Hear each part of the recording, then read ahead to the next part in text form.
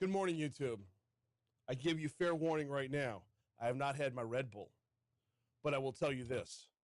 After the opening segment, I'm not 100% sure I'm going to need it. Still going to drink it.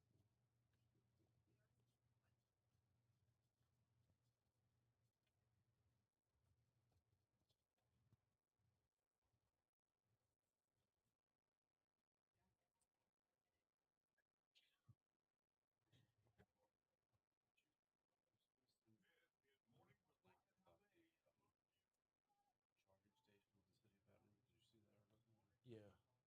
Hey.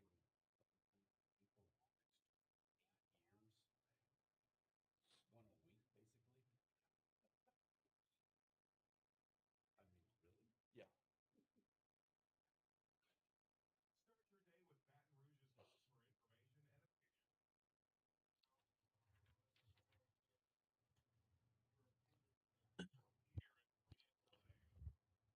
606.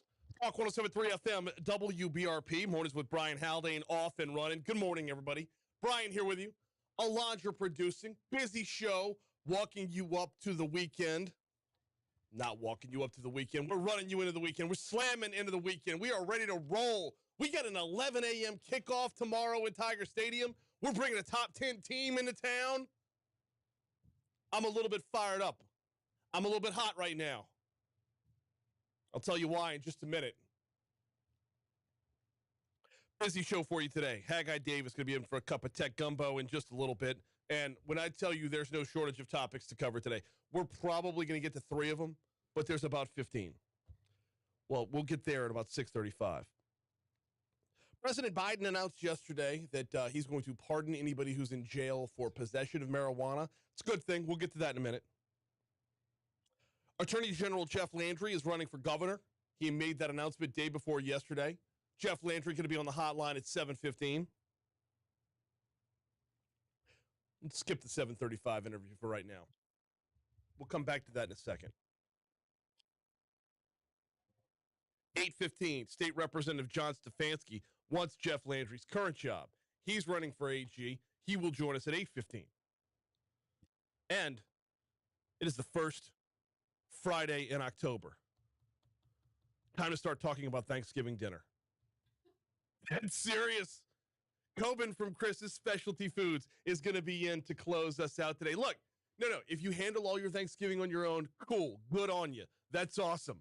Some of us don't have that level of game in the kitchen. It's important to know your limitations in life, and that's kind of where I'm at.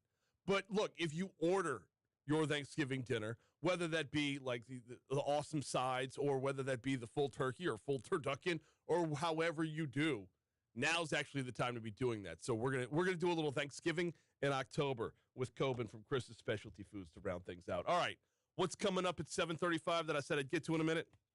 Mark Armstrong from the mayor's office in Kelvin Hill, also from the mayor's office, are going to be in studio. And we're going to be talking about the proposed stormwater utility fee, stormwater tax. I'm sorry, stormwater master plan. No, that's what it is. It's a stormwater master plan. There's an actual function of this thing. A lot of us flooded in 2016. A lot of us flooded in 2021. A lot of us have had to gut and or rebuild, put our houses back together. We know the need for a stormwater master plan. What gets frustrating is the idea that every time there's a need out there, it's the most important need in history. And when that need is an actual need, and you've been told everything else is a need, you start to feel like you're being in conversation with Chicken Little. If the sky is falling every day, you eventually get around to the point where you say, no, it's not. Even though it might actually be, you say, no, it's not. There's a reason we're given little stories and fairy tales to read and learn as children. Chicken Little, The Boy Who Cried Wolf.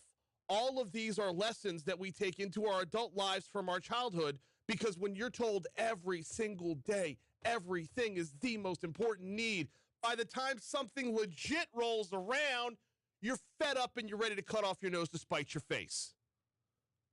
By the time the real need gets here, you're clocked out. Do we need a stormwater master plan? Absolutely. Is it unbelievably cool that the mayor set up a website so we can know exactly how much we're getting hit up for on this one? I actually think so. I like the transparency of that. Personally, it's not even all that expensive. $162 a year for this guy. But when it's on top of each and every other thing that's on your property taxes or your utility bills, don't you start to do that little mental audit every time and say, okay, cool, now what can you cut? You need 162 more dollars from me? This is where the rubber meets the road. Cities like Baton Rouge fall behind. Not as far behind as New Orleans or Jackson, Mississippi, which are just beyond repair right now. Well, I don't think New Orleans is beyond repair. We're not falling behind at that level. But when you, as a homeowner, when you, as a gainfully employed person trying to raise a family, look at what's important to you, and then you look at the city's budget, you look at your property taxes, you look at your utility bills, you start to make other decisions. I'm nowhere near the camp that's ready to move out, but I kind of understand those that have. By the way, if you're within the city limits of Baton Rouge, if you are in the unincorporated area of Baton Rouge, this fee applies to you. If you're in Baker, Central, or Zachary, it does not. At 6:12 on a Friday morning, I can't help but wonder if all the folks in St. George are just saying, yep, yet another reason. All right, we're going to take a break. We're going to check traffic. We're going to come back. When we do come back, we're going to talk sports. We'll do that next right here on Talk 107.3 FM.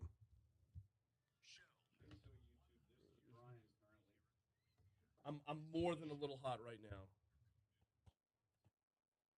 I was texting back and forth with Mark yesterday, and I'm going to do my level best to make sure that 7:35 interview is about the stormwater master plan and not me bitching about my taxes. Yeah, it's not gambling, it's gaming. I don't. And I'm like, when he will say that, and when he does say that, I'm going to say, please have enough respect for me not to play word games. Right. Is it money leaving my pocket? Then let's move on. It's not. If it were, I would recognize that. I'm all about nuance. Very big in the nuance community. I don't have the LRN cuts here. Hang on.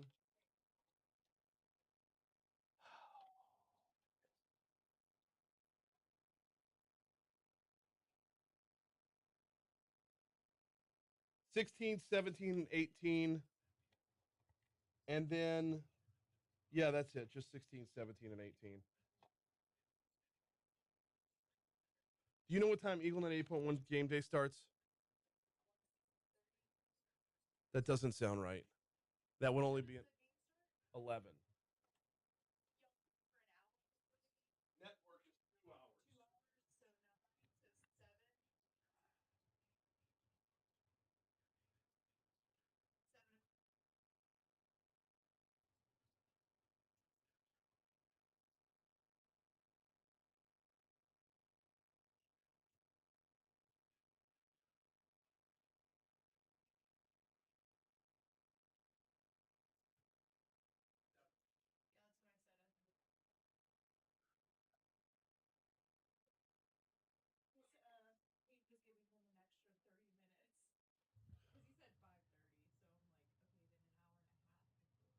I don't.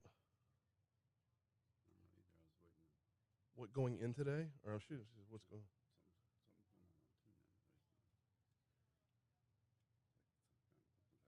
Oh, I don't know. Wait, what's wait? Something you said something is going on BRZ? Yeah, Troy's just saying something's happening that we should be watching. It's like flipping. Well, I mean, if the world is ending and I'm bitching about my taxes, I'm going to feel pretty stupid. No, I don't think that's happening. Okay.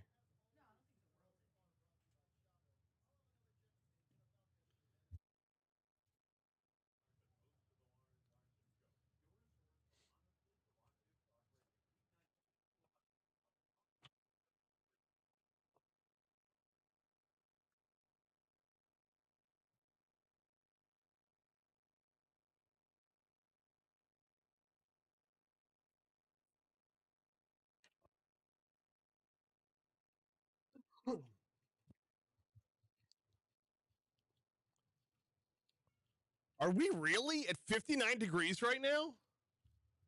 That's the beautiful thing.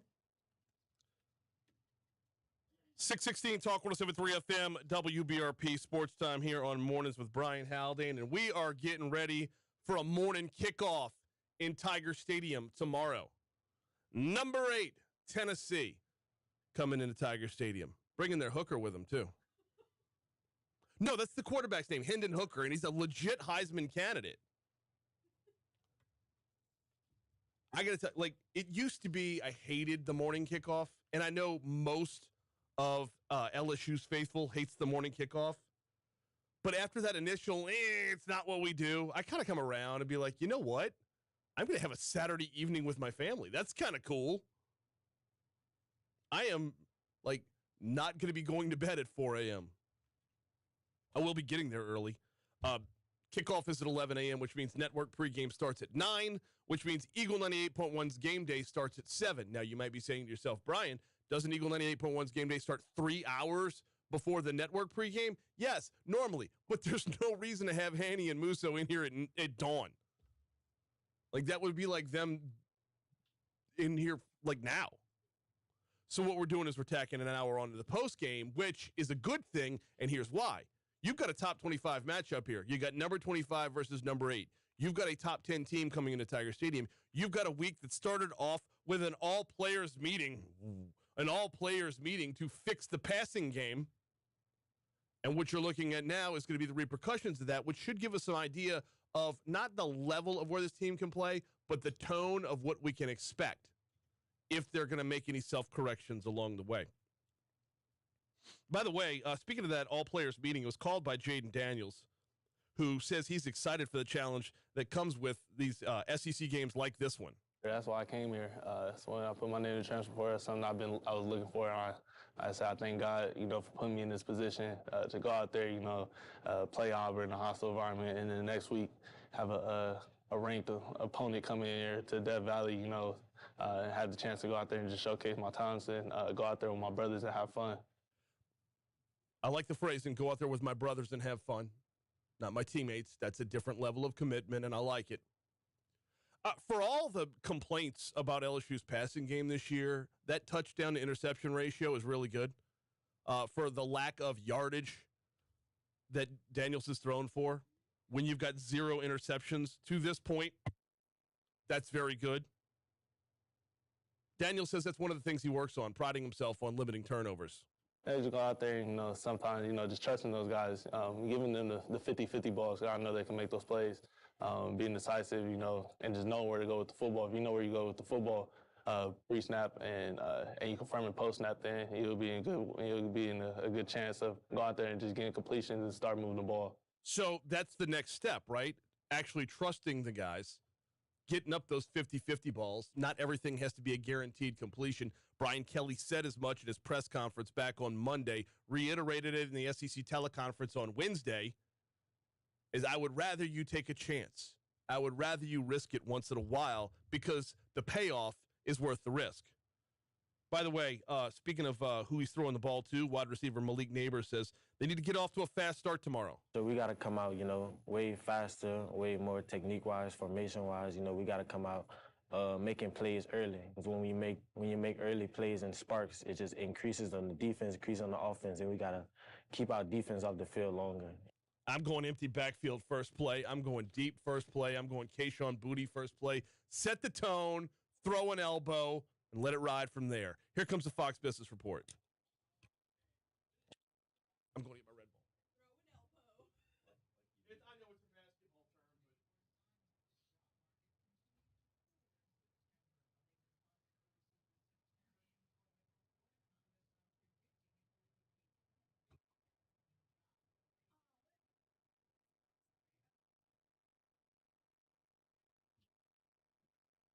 YouTube, do y'all remember what decade we said we were going to start in? Was it 2010?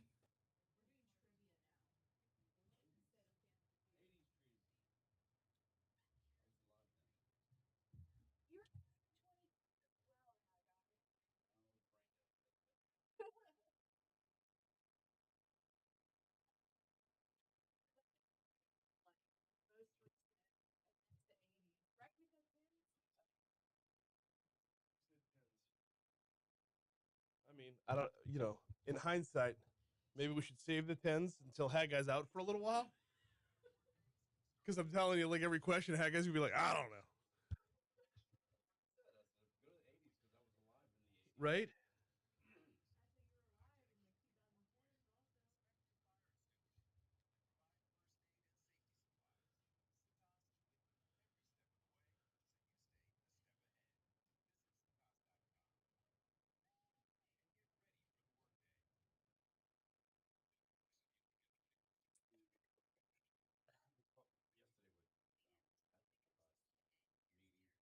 At the library? Yeah. I posted it up on LinkedIn. Do me a favor, comment on that post. Because I only got like 2 comments, and one of them is me.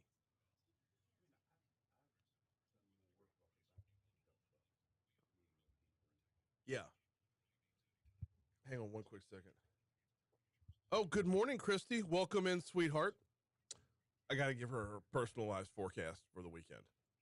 Got to get a little bit hotter today than yesterday. We are looking at a high of close to 90. Our overnight low tonight getting all the way back down to 66. Topping out at 87 tomorrow, 84 on Sunday. A little bit cooler at 85 on Monday. But I'll tell you what, the temperature's going to be just right for drinking tequila tonight. So, boom. Right now, we're at 61 degrees. Anyway. No, I can do business anywhere. But if you are the upstart pitching yourself to someone and you want to put the right foot forward, if you're looking for them to buy into you and make an investment into you, and you say, hey, meet me at the library. I don't know. I'll take a step back there.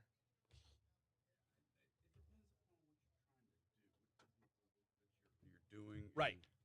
All right, first trivia question. Wait, we're in the middle of a conversation. Oh, my bad. Get to it in a minute. I'm over here like in my own little world. It depends on what you do. Continue. I mean, if you're a lawyer trying to hang out your own shingle and you've been working out of the house, that's one thing. But if you're what are you trying to what business are you trying to do? I guess is the problem. On that path, if you're a lawyer, okay, and you're looking to land a client whose future rests in your hands, and you're holding a meeting in between drag queen story time and bums making BM in the bathroom, like that, you're gonna put your future in that guy's hands? If I haven't opened up my own office yet, I'm trying to get there. I mean, as opposed to going to a coffee shop where everyone in the world's sitting next to you. There's a third option here that we haven't gotten into yet, and that's the Airbnb of business space, renting out a meeting space. Yeah. Renting out. The one person who posted up on LinkedIn said, kind of what about the possibility of hotel? You go to a hotel, they got boardrooms that you can rent out a boardroom at a hotel. You have the privacy. It's going to cost you like $75, maybe $100. But they have those private rooms in libraries too. Though. Yes, they do. Yes, they do. And once you usher out the bums, it's all yours.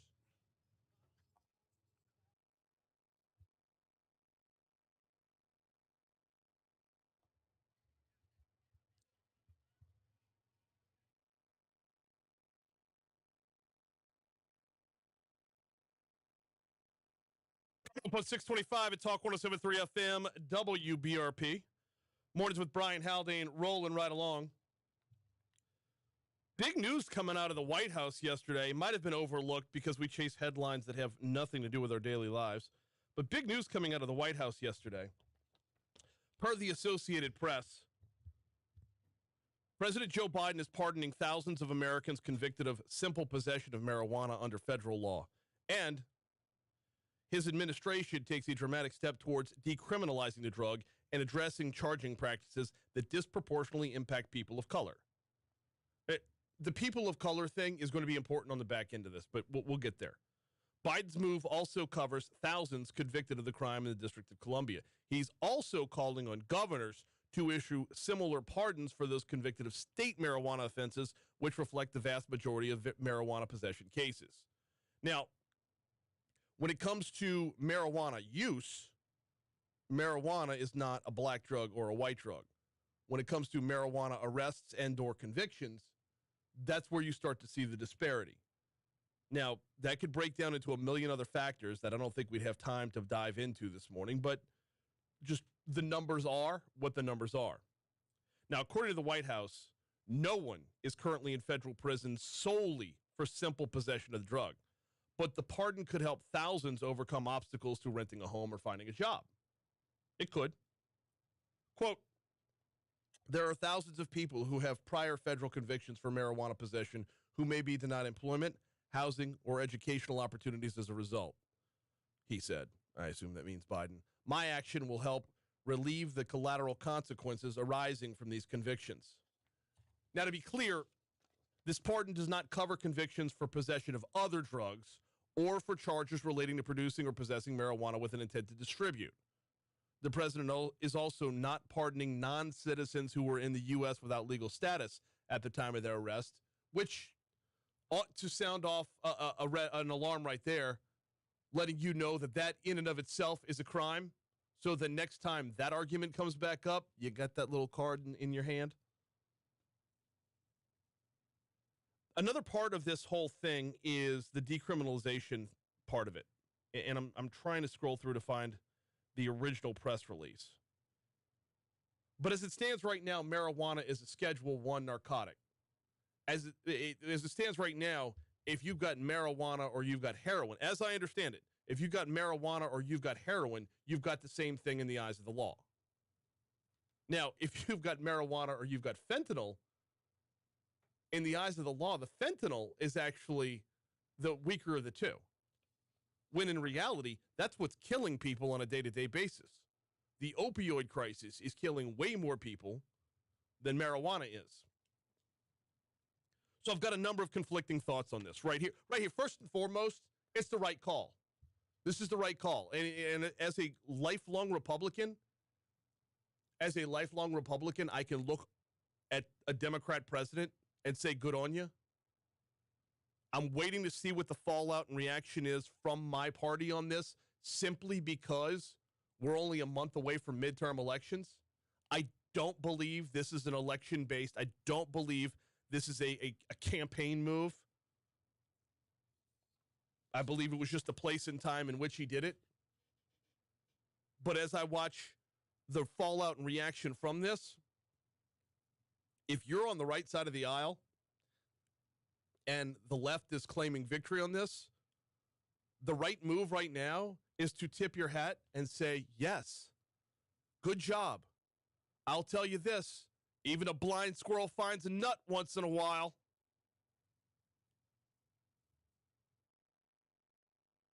I do want to see how many governors follow the president's lead here, because you can't do a whole lot from a federal level. Most of this kicks down to the state level, and I mean the overwhelming majority of this kicks down to the state level. So the president can say what he wants to say, and it's still the right thing to say, but it's up to the governors to do things within their own states.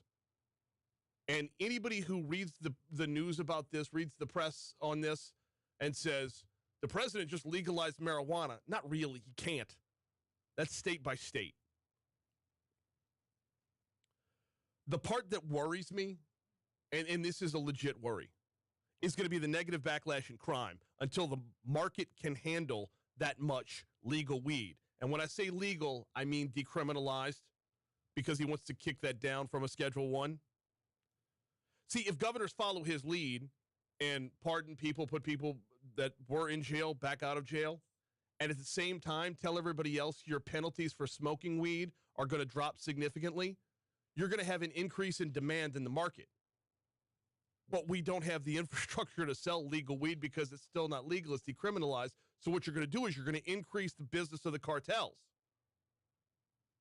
That anybody who's got a weed guy, that weed guy's going to be living large. I don't have a weed guy. Thirdly, and this is the last point before we get to news. Thirdly, if people are going to be getting pardoned left and right, are we setting them up to fail?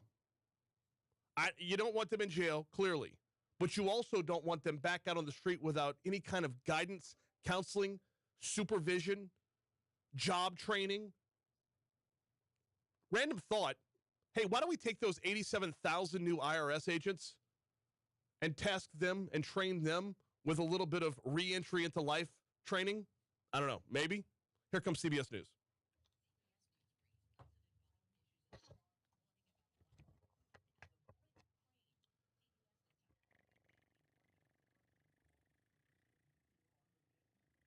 Oh, I should probably hop on YouTube.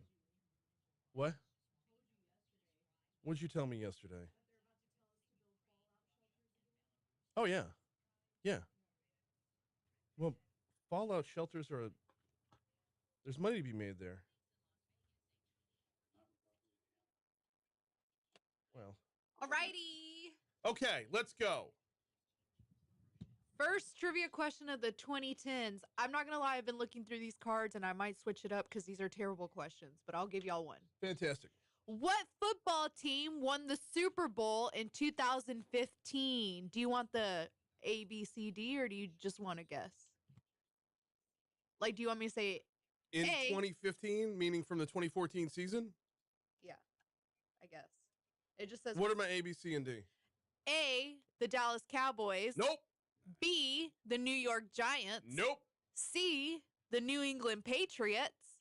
Or D, Seattle Seahawks. Seattle. Was that Seattle? What football team won the Super Bowl in 2015? Because that would have been Russell Wilson's. I think Haggai's right. Let's go with Seattle. Y'all want to go with Seahawks? Seahawks final answer? Yeah, YouTube Seahawks final answer. YouTube seems to think it was the Seahawks as well. Well, you are all wrong. It was C. The New England Patriots won in 2015. See, law of averages said that would have been right, but...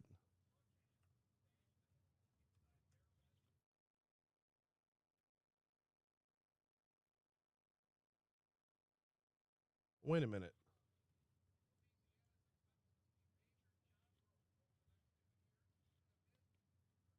Super Bowl 2015. Let's get a little more on this game. Here's another one. Which war's bicentennial was observed in 2012? I feel like this one's super easy. Hang on. Oh, Seattle won 2013 or the 2014. okay. So it was 28, 24 the next year. All right. We were off by a year. Which war's bicentennial was celebrated in 2012? Yeah. Which war was 200 years before 2012? The War of 1812. I'm going to go with the 6 Days War, Alondra. No, the War of the Roses. The War of the Roses. That's my favorite. Definitely the War of the Roses. That's my favorite name for a war. The 100 Years War is a pretty good one, too. Right? Yeah, I'm going to change the... I don't like these questions. Okay, fine. Let's get them out of here. Fine. Keep going. Okay. We can do wrong answers only. That'll be more fun. Okay.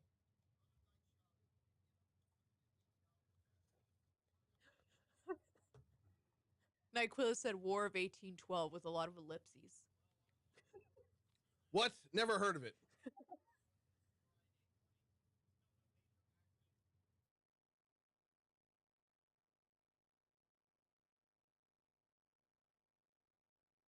Okay, here's another one, y'all. What rap star was resurrected as a hologram at Coachella in 2012? Was it A, the Notorious B.I.G.? I don't need the choices on this one. Do you know it? Oh, y'all don't need the choices? That's right. That's that Tupac Shakur fella. Tupac Shakur. Okay, nice. Nyquilla's had it right as well. Tupac.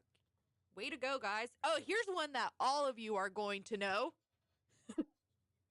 Who was the first to leave One Direction in 2015? Was it A, Which direction did it go? the wrong direction? Was it A, Zayn, B, Harry, C, Niall, or D, Louis? I honestly didn't know two of those people were a member of that band. for any of those. Well, I want to say if you're talking about somebody British and you're on the outside looking in, I'm going to go with Harry. Okay. Nyquilus. Nyquilus also thinks Harry It's either Styles. Harry or Niall because I think you made up the fourth one. Louis. Louis. There's Louis? usually 5, so they're missing Liam. So you Louis got. is real. I've heard Zayn. I may have heard of. Okay. Harry. I'm actually a Harry Styles fan. That guy makes some good music. Saw him in I know my daughter likes Niall, but Louis was a character from Taxi. No, So Louis I'm going to go with Harry. Okay, so everyone I thinks get it's that Harry. one. Thank you. See, it took the 2010s and brought it back to the early 80s. Was it early 70s? Late 70s, early 80s. Yeah. It's got to have 80s in it because I remember it. So great theme song. Okay, so our final answer is Harry. Oh, wait. Oh, top stories and training. No, Cuphead Gumbo intro. Oh, is it wrong? Yeah, it's going to be, I don't know, but it's probably going to be the old one simply because, like, everything Yeah, else is the old that one. makes sense. Can you toss the weather? Yeah.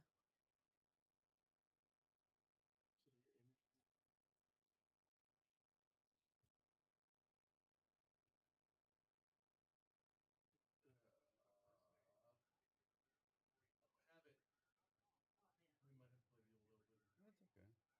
It says it was updated on 4822, but nothing in here is from 4822.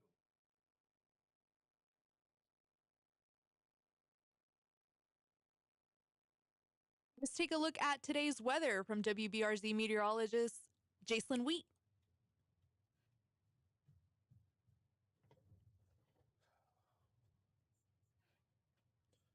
There's one that is from 7/1/21. That might be it. I feel like that's it. I know you can't do it. No. Pull it up on Internet PC. Got the shared drive over there.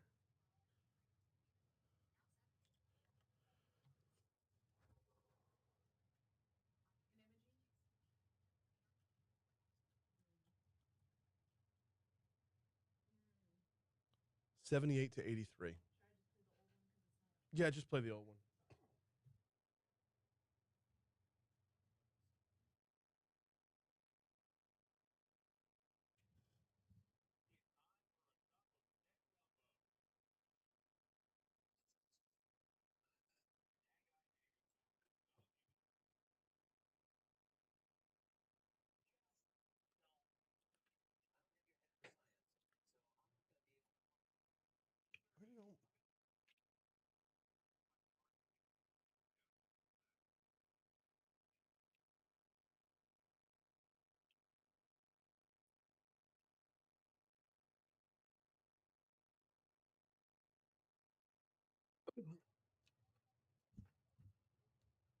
Yeah, it's time for a cup of Tech Gumbo.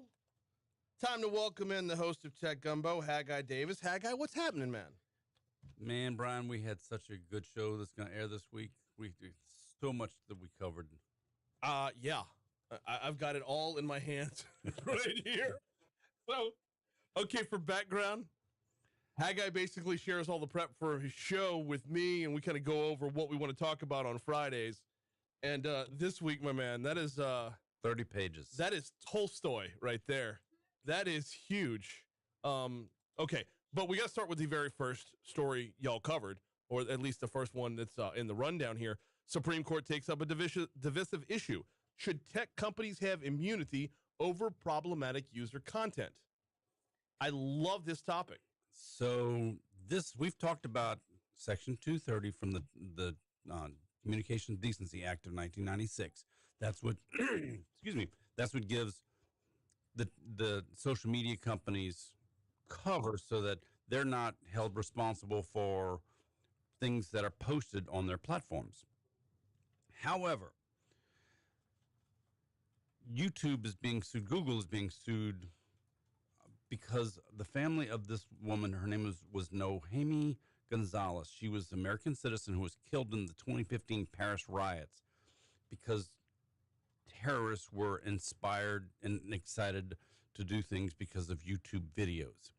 And so the family is not saying that the YouTube video content is what killed her, but the fact that Google's or YouTube's algorithms kept giving these videos to the people to watch. That's what motivated them.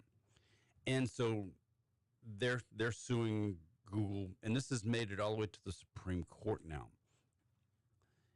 The Supreme Court they're going to hear this. They could very easily, if you remember the Texas House Bill 20 that passed and is the Texas social media law now, that says you're not allowed to block or prevent anything from being posted on social media. That law is going through the courts. So the Supreme Court could technically grab both of these because they're direct opposite laws. They're totally contradictory. The Telecom Act, the Section 230 versus the Texas law. And if either one of them gets past the Supreme Court or whatever the Supreme Court does, this could totally change social media or end social media. Because if they go and if the Supreme Court says, yes, you can sue Google because what they allowed YouTube to do, now all these social media companies are going to go, wait a minute. Yep. We have to stop our algorithms. We have to stop pushing content out to people. You're just going to have to go find things on your own, or we're going to just not do that anymore. And the not do that anymore is the I don't want to say it's the end of the internet. Right. Because we live in a day and age where everything can be translated as hate speech. Just about us even having this conversation. It's somebody can offend a it dog by whistle. Whatever. I'm offended. I'm offended by the conversation we're having. But here's my question about holding the platform accountable. Let's shift gears. Let's change the topic a little bit.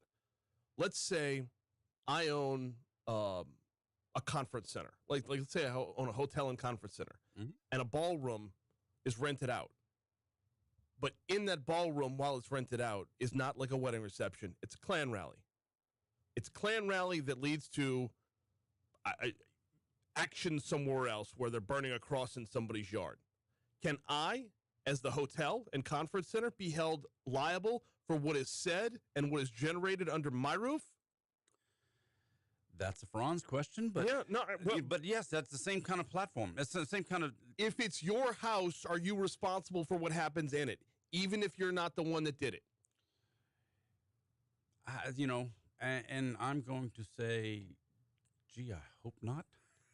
Right, but you did allow that Klan to meet under your roof, and that's tacit endorsement by allowing the Klan to meet in your meeting room. Okay, but then we get into the whole code words thing and whatnot. I get it. Like if the sign on the marquee in the lobby, if the sign in the lobby says, this is so and so's birthday party, it's Nana's 80th birthday, but you get in there and they're like, let's storm the Capitol.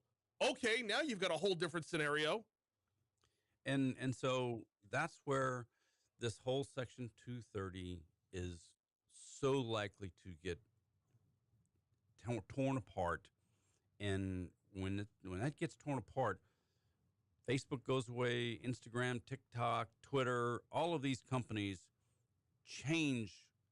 They're forced to change what they're doing, how they're doing, and the everybody going down the mind suck of TikTok forever, that stops. Right. And the endless scroll on Facebook and Instagram and Twitter, those things stop. Yeah. And you're going to have to go back to the days of, look, you're only going to see the things you request to see. Which would be nice. But if you base the algorithm off of previous requests, aren't you back in the same? Well, that's just there's only so far they can go to protect us from ourselves. And that's why this is the decisions that are going to be made by people a whole lot smarter than me, who have a lot more, bigger picture understanding, because I'm way too simple of a guy to try and get that deep into the weeds as to what the Supreme Court's going to have to decide, because the problem, in my opinion, this is not a Supreme Court issue. This is something Congress should be doing. Mm-hmm. But Congress cannot agree on the day of the week, much less the time of the day. And so they're never going to be able to do anything. And to have the Supreme Court have 9 people sit there and say, okay, we're going to figure this out for you, it just bothersome that we can't pass some laws to say, this is what needs to happen. This is why it needs to happen. Because both sides, the political right and the political left, both really dislike Section 230. But they dislike it for different reasons. It's because, so a lot of the right doesn't like 230 because they don't feel like justice is meted out evenly. Correct. Algorithms do not, by and large, do not support content that promotes things that are right-leaning. I get that totally. Mm-hmm. But at the same time, though, and this is where we get back into problems with this level of this level of info danger that we have, to be trusted with this much energy, this much power, this much that nothing has transmitted information or fomented hate as much as the internet has. Can we be trusted with that much? No, we can't be trusted with ourselves at all. Let's pause for a minute. We gotta check traffic. We'll check your money now. There's a lot more ground to cover here, and I don't even think we're done with this topic just yet. I'll tell you what, we'll wrap this topic up on YouTube during the break. Coming back next right here on Talk 107.3 FM. Galen says Section 230 is a joke. Okay, be fair to Section 230. It was written in 96, right? Yes. Okay. We hadn't had a Charleston church massacre yet, like formulated on the internet. We didn't storm a pizza place for their child harvesting in the basement in 1996. Like, y'all don't remember that story? What was it called? The pizza place in D.C. where? Oh, Pizzagate. Yes, that hadn't happened yet. Well, clearly the Bowling Green massacre hadn't happened yet. In 1996, most people had not even heard of the internet. That was the internet in 96. Most people were not on the internet yet. Mm-hmm, I know. Most people didn't have computers in 96 yet. I still have the same email address that I had then. Oh, by the way. I do. Yeah. No, I take that back. I didn't start. I got 97 is when I created hagdave.com. There you go. 96 was when I got my first Yahoo email address. And now if I'm at a store, can you give us your email address? Yeah. And I give them the Yahoo address. And there's probably 10,000 unopened emails in there. I'll go in every once in a while, just wipe them all out and not even read any of them, because if you're still emailing me at Yahoo, then I don't know you. Well, the level of security in there is 0. So, Section 230 is not a joke. Section 230 is a law that these companies have been leaning on. They grabbed something, and for the same reason that the FBI used the All Writs Act of 1781 to get into an iPhone, they took something that wasn't. They've interpreted into it, mm-hmm. and because Section 230 was not written for Facebook, it was not written for Twitter, it was not written for Google or YouTube or any of those things. Right. All of those companies found 230 and said, "Hey, we can cover our ass with this. Let's do that." Sorry, Alondra, are we getting in the way of your trivia? Oh, no. Alejandro, I'm sorry, I didn't mean to. Like, oh, no. See, only Rocco gets away with that one. But here's the thing, though. Before, in 1996, if you mentioned the word algorithm, you thought of calculus class. No, you thought of the stiff politician from Tennessee. That's Al Gore rhythm, or lack thereof. How's that for a little reference? I like it. And again, we're smashing the 2010s. All right, let's get in one more trivia question while we're in the Your Money Now segment. Galen says, I mean to say the application of Section 230 is a joke. Yes, that's fair. We'll agree because with that. Hindsight's 2020. Do you think that, wait, this is a quick off-topic question. Do you think that, like, after that whole disinvesting from BlackRock thing that John Schroeder's finally going to announce that he's running for governor? You see what Jeff Landry did? Yeah. Props to the treasurer for following my lead and getting away from BlackRock. Yeah. Totally. He's not in the race. He's not in the race for a day before we get our first bitch please press release. Bitch, please. But yeah, okay, anyway. He made it onto the podcast that I listened to because they were like talking about how Louisiana disinvested. ESPs, yeah. Yeah. Okay. Y'all might know this one. What 80s pop icon passed away the day before the Grammys in 2012? Pop icon. Yeah. Not pop icon. It's not a convention. Yeah, it's like there's a fried chicken convention. I heard the comic strip Popeye. Pop icon. Oh. Yes, okay. I go as Wembley. Well, no, that's a Fraggle. What was his name? Wimpy.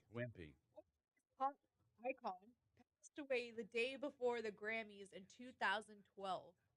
The day before the Grammys in 2012. Has Prince been on that long? No. Michael Jackson. Michael Jackson? It was Michael Jackson? Michael Jackson was way earlier. Before Way earlier than yeah, that. it was like 2009, I think. 80s pop icon. The day before the Grammys. It's easy. Are there choices? Okay, yeah, I'll give y'all the but choices. Y'all had two of the Are choices. the Grammys still a thing? Prince died in like 2016, by the way. I thought so. Yeah. A. George Michael. Icon's a bit of a stretch for George Michael. He's not even dead. Oh, yeah. Wait, is he? I don't know. I don't know. Which is why Icon's a stretch. Get the other choices in quick because we got to do the show. George Michael, B. Prince, C. Michael Jackson, D. Whitney Houston. I'm going Whitney Houston. The answer is Whitney Houston. I thought so. God, I thought she died a long time ago. 652 Talk 107.3 FM, WBRP. Mornings with Brian Haldane rolling right along. Yes, we have more Cup of Tech Gumbo topics to cover here. I'm going to go ahead and direct you right now to the full serving of Tech Gumbo right here Saturday and Sunday at 4 and anywhere you get your podcast. But there's one more on this before we move on, Haggai, and that's, one of my favorite terms is the law of unintended consequences. Yeah. What happens to the internet if this is ruled to where those who house this content have to be held responsible for this content? Because I think those the unintended consequences of that are going to be twofold. The internet changes the way the things that we do today, the way that we go to the internet for content just dries up. I mean, they it all, the way that information is handed out totally changes. Yes, it does. But what happens after that, what I believe would happen after that is twofold. You'd see all the quote-unquote hate speech, the real hate speech and the air quotes hate speech, both of them. You'd see that all disappear. You'd see the public platforms where they were spewed disappear. But what you would get from that is more of an underground private platform. You would go from Twitter to 4chan kind of. You'd get Be Real. Have you heard about this new platform, Be Real? No. So Be Real is the newest of the social media platforms, and we actually talked about it on the show this week. It's actually a social media company that started in France, but you get a notification somewhere between 9 in the morning and 9 at night, and it says, okay, take a picture of what you're doing. So you hold up your phone, and it takes a picture, uses the front camera and the back camera, so that this is exactly what's happening in this moment, and you post a little note, this is what's going on, but you only get to post one a day. Okay. And so there's not an infinite scroll, and only your friends can see what you post. After 24 hours, that picture goes away. You still allegedly. You still keep the picture. And unlike Snapchat where it goes away, this really does. And so now TikTok has created a copycat of it. Is that what Play C is? Yeah, I think that. So the Play C app has been popping up in my TikTok scroll a lot. I'm very, very tempted to click on it because they build themselves on, see what's going on with your friends anywhere they are, anytime. And it sounds super duper intrusive, and that's the only thing that's keeping me from clicking on it. Yeah, TikTok has created their their little version of it. Snapchat's got a version of it. I'm trying to remember what the TikTok name of it is, but yeah, TikTok now is their version. Okay. Of it. And so my son's been doing this for several weeks now. Haggard the Third, my co-host on the show.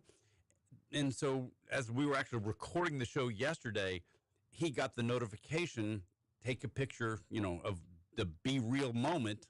And so he took a picture of the computer and himself as we were recording the show. Mm-hmm. And he posted that one thing. And so you're supposed to take the picture right when it happens? Within a minute of when that you get that notification. So it's not, so like Instagram, things are so staged on Instagram. Oh, completely. And so phony. So this is the opposite of Instagram. This is a what's happening right now kind of thing. Mm-hmm. And without being able to stage it, boom, here's the picture of you. And when I'm using my phone, it'll take a small picture of me and the big picture of you because we're doing an interview at the moment. Yeah.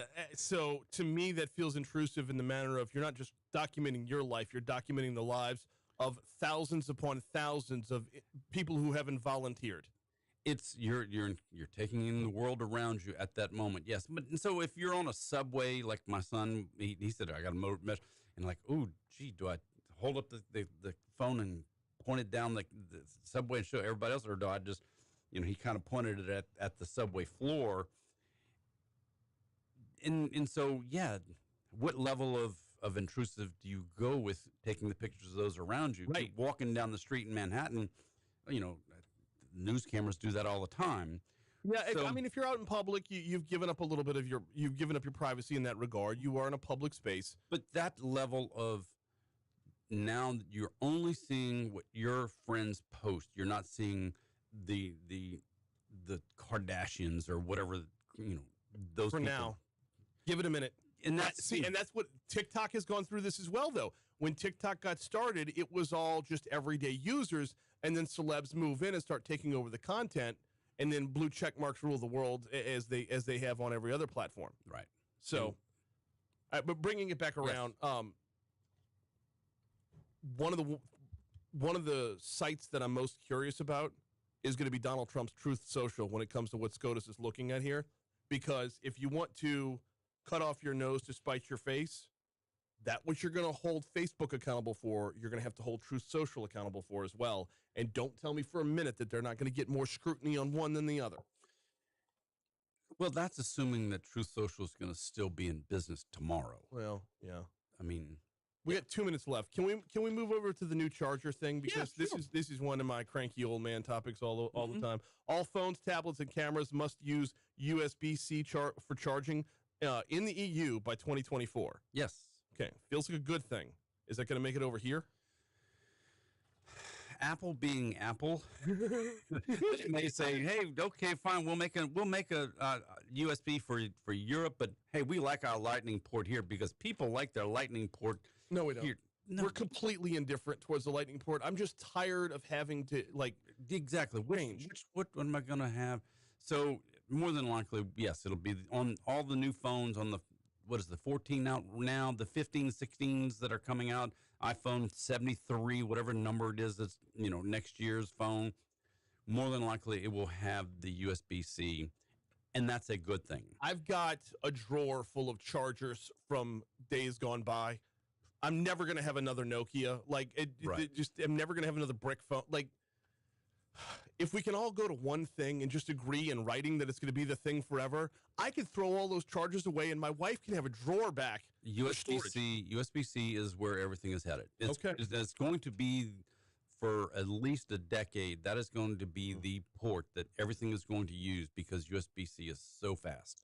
That and a whole lot more coming your way on a full serving of Tech Gumbo Saturday and Sunday at 4 right here on Talk 107.3. And, of course, everywhere you get your podcast on demand. Haggai, we always appreciate the time, man. Thanks, Brian. Absolutely. We're going to get you caught up with CBS World News Roundup coming your way right now.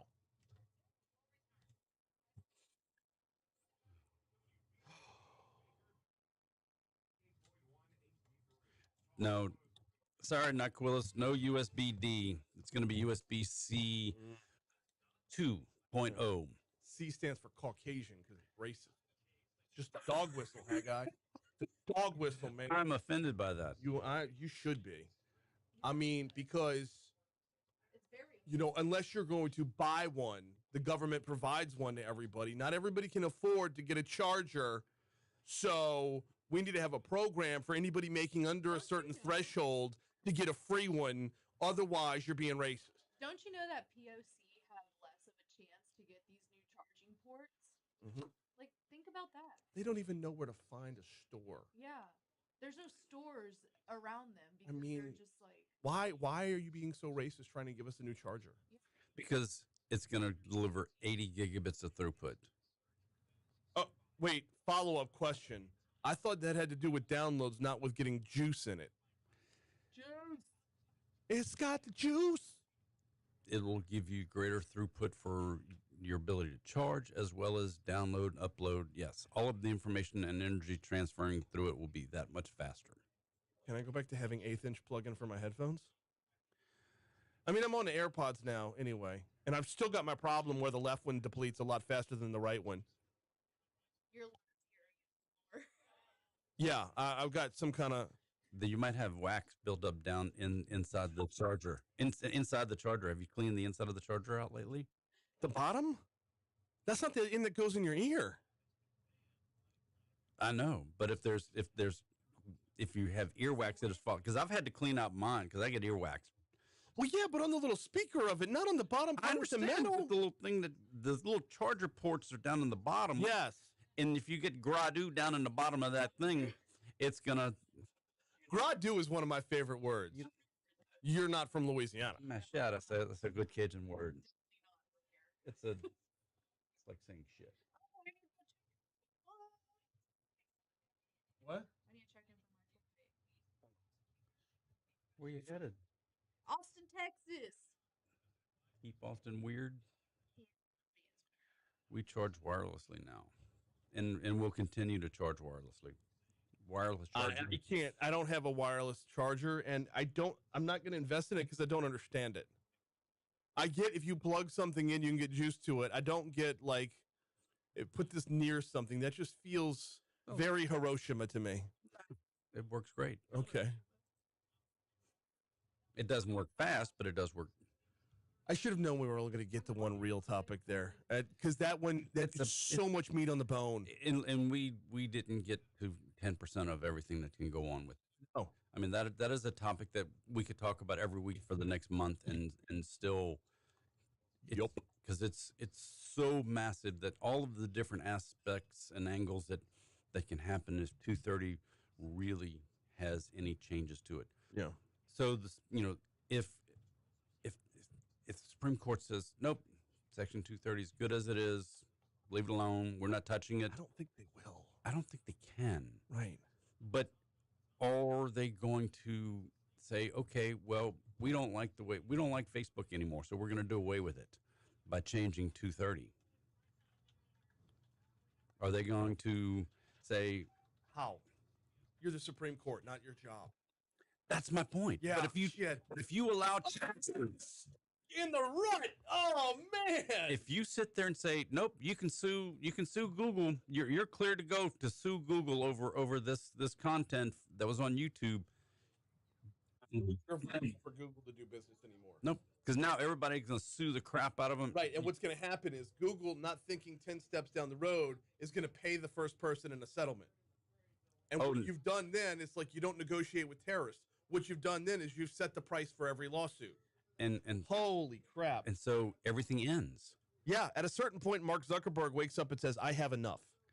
He cashes out and moves to Bora Bora. Mm-hmm. And you'll never see him again. At a certain point, Jeff Bezos wakes up and says, I have enough. Wait, what's that? I have half of enough.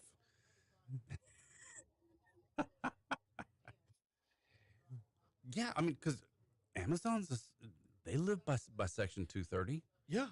So, they're not even quote unquote social media, but. Give me one quick second. Time for us to get a look at that forecast. Here's WBRZ meteorologist Jacelyn Wheat. But go ahead. It just, all of everything we do on the internet changes if they make any changes to 230. Mm-hmm. And if they make no changes to Section 230, then life just gets worse. Yes, that is correct. We just fall deeper down right. the dark The depths nasty of darkness. the and nasty depth. holes of the internet that nobody comes back from. And so And you don't want to be in the internet's nasty hole. Sorry. Am I different on a Friday? you are definitely energized. Yeah.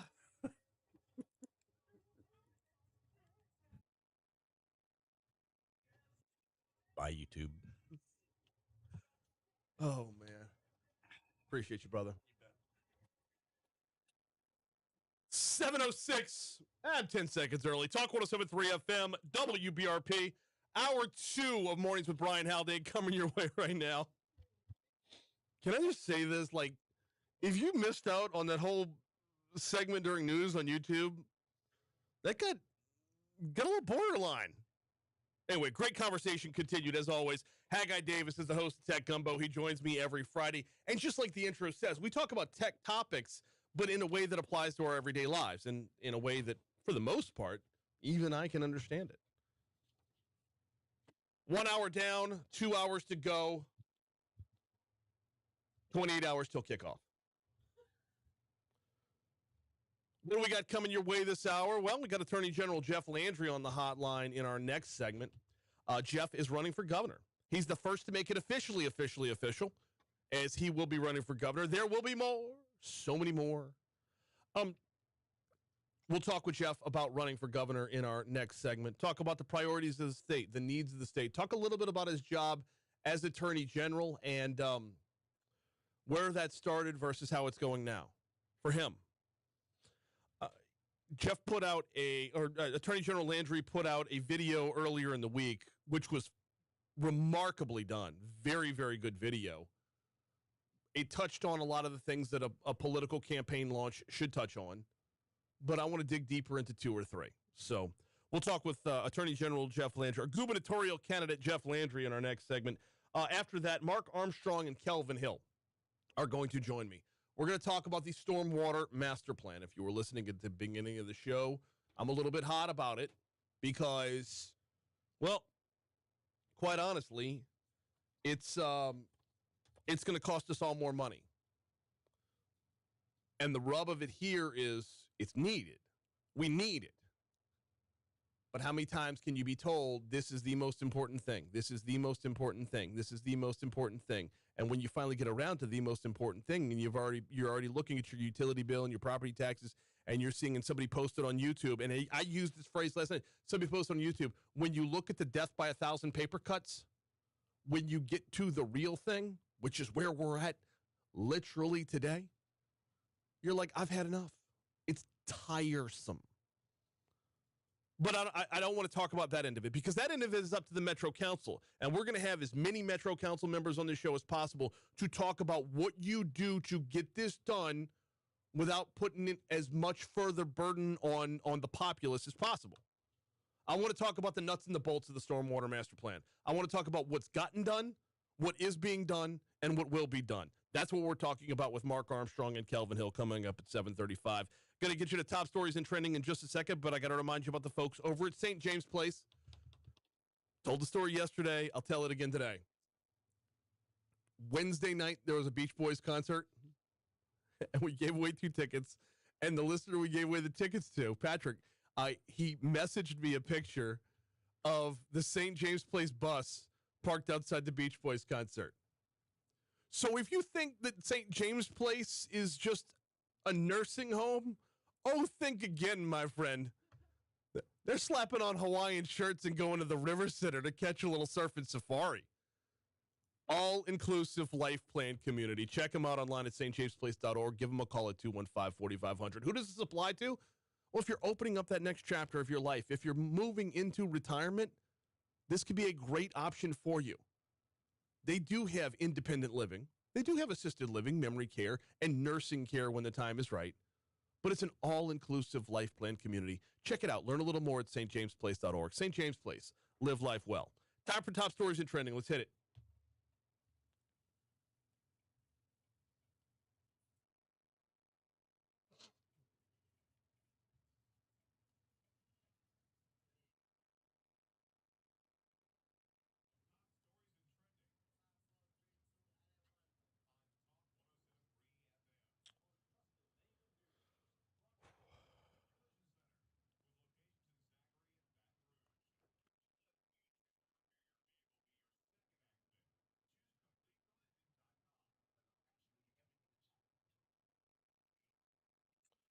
Oh, I got a follow-up story from a drug bust the other day. A man with ties to a prolific drug ring operated out of a Baton Rouge mansion around the LSU Lakes is also accused of leaving a woman with an incomplete roof project after taking her money.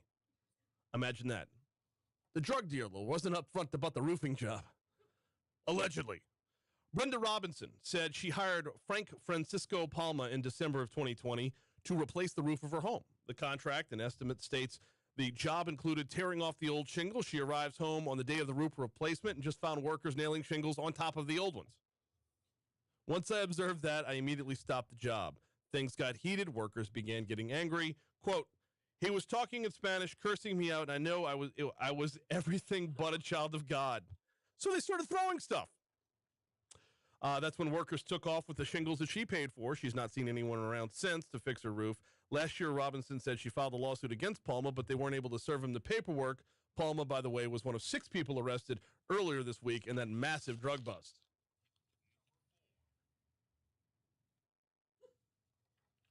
All right, what we're going to be talking about later on, this. The mayor's office released a detailed proposal Thursday laying out an updated drainage plan that would impose a new fee on residents across East Baton Rouge Parish.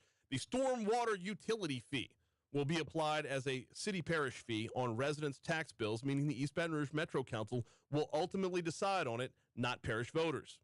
The mayor's office clarified Thursday afternoon that the fee would only affect residents in Baton Rouge, unincorporated areas throughout the parish, not Baker, not Central, not Zachary. I can only imagine the folks in St. George right now are thinking, just another reason why. Mayor Sharon Weston Broom says the plan is necessary to avoid having the federal government take over the parish's flood prevention measures. The Metro Council will introduce the proposal on October 12th with a public hearing and council vote set for October 26th. Council members will also host a series of public meetings in the days leading up to the vote. Like we said, Kelvin Hill and Mark Armstrong are going to be with us at 7:35 to break it down. That was aggressive. A judge has ordered that a suspected drug dealer stay jailed without bond after the East Baton Rouge district attorney raised concerns about the man's alleged drug operation that was largely run out of a small Baton Rouge church. On Thursday, Judge Tarvald Smith agreed to revoke the $43,000 bond that had been set for 27-year-old Hakeem Allen just a day earlier. Judge Smith noted the potential danger posed to the neighborhood surrounding the church and the fact that Allen tried to run away from officers at the time of the arrest. How this bust led to a $43,000 bond, I have no idea. Allen will stay jailed until a decision is made on whether to formally charge him. District Attorney Hiller Moore said Wednesday the huge stock of potentially lethal drugs and the arsenal of guns discovered by law enforcement during Allen's arrest was concerning, pushing him to ask Judge Smith to reconsider the bond. Not for nothing, but good on Hiller for flexing on this one.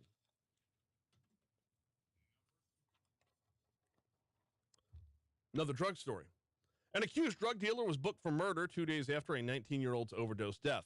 Zachary Police Department said they responded to a home on East Eagle Street, found a 19-year-old dead from a drug overdose. Investigators later determined that 23-year-old Dalton Soche sold the drugs to the teen. Soche was booked into jail Thursday, faces charges of second-degree murder and possession, distribution, and manufacturing of drugs. The police department has not released further information about this case. No, we got one more to go. I mean, I tried to bail early. I'm ready for the weekend. Despite Thursday night's lengthy, contentious meeting, the East Baton Rouge School Board will not endorse an investigation into the wrongdoing of the Day of Hope field trip. Late in the meeting, the school system did not sign off on the resolution that would formally approve the ongoing internal investigation into the heavily criticized event. School board officials told WBRZ the resolution, it was to show the board, not just the superintendent staff, wants an independent investigation to be reported, and the board can then act on the legal findings to ensure that any violations of law and policy did not happen. They also want to be clear that the board disagrees with discrimination based on sex, gender, or religion. And then, they shouted from the rooftops, we do not believe in discrimination, but we're also not going to look into it. Do that math. Those are your top stories. Here's a look at what's trending. Oh, remember the mascot? All right, LSU home games are often big events on the small screen, but Saturday's sold-out game against Tennessee will be one for this silver screen. Do we still call it that? If you're in the crowd, you might just get your 15 minutes of fame. Director Matthew Perkins is bringing Mike the Tiger to the big screen in his new movie, The Mascot. We had Matthew on to talk about it. That's available at talk1073.com. Quote, I feel like it's great exposure for LSU. I also think it's pretty cool that they're going to make a biopic or something out of a mascot. According to LSU Athletics, the film crew will be inside of Tiger Stadium tomorrow, capturing B-roll elements of the game and the crowd on a typical Saturday in Death Valley. I mean, a typical Saturday in Death Valley is much later in Death Valley. This is an atypical Saturday in Death Valley. Let's hope we're bringing the noise, though. All right, we're super duper late. Gubernatorial candidate Jeff Landry joins me next. I hate when Hispanics embarrass me like that. You're making us look bad. Oh, I should have had you grab a soundbite from Elf. Francisco. That's a fun name to say. Francisco. Yeah. That's fun. I'm gonna get one more question in.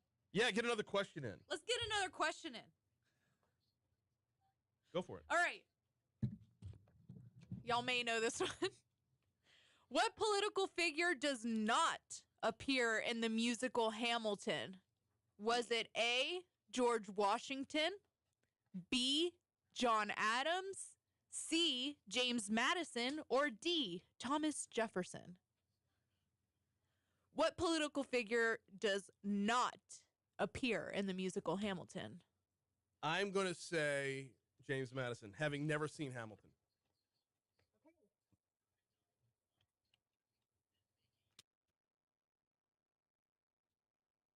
Oh, hey, we're moving to Facebook. I forgot. I'm glad I remembered this. So we're going to try and work it out to where we're on both platforms, but I'm told we're going to be moving back to Facebook Live, which I think is going to mean no more bumpers on the video. I haven't been playing them. Okay. Yeah. Because I haven't figured out that sound thing that's like weird. That's not for you to figure out. It's back there. Okay. Amy says B, John Adams. How what did could you it be say? John Adams? I said Oscar Madison. Oscar Madison, yes. Yeah, correct answer is B. So good job, Amy. Amy's probably seen it. Amy, have you seen Hamilton? Yeah. It's a completely different question if you've seen it.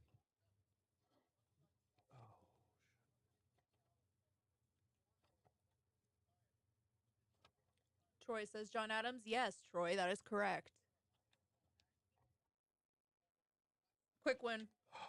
Here's a quick one. Amy says she's only seen it 37 times. Yeah. It's been on in my house before. Really? Yeah, well, the girls watch it, and I'll go, Yeah, my watch sister loves it. Gravity Falls with my son instead, because he's not going to sit through Hamilton, No. so I never get to sit through Hamilton. Gravity Falls.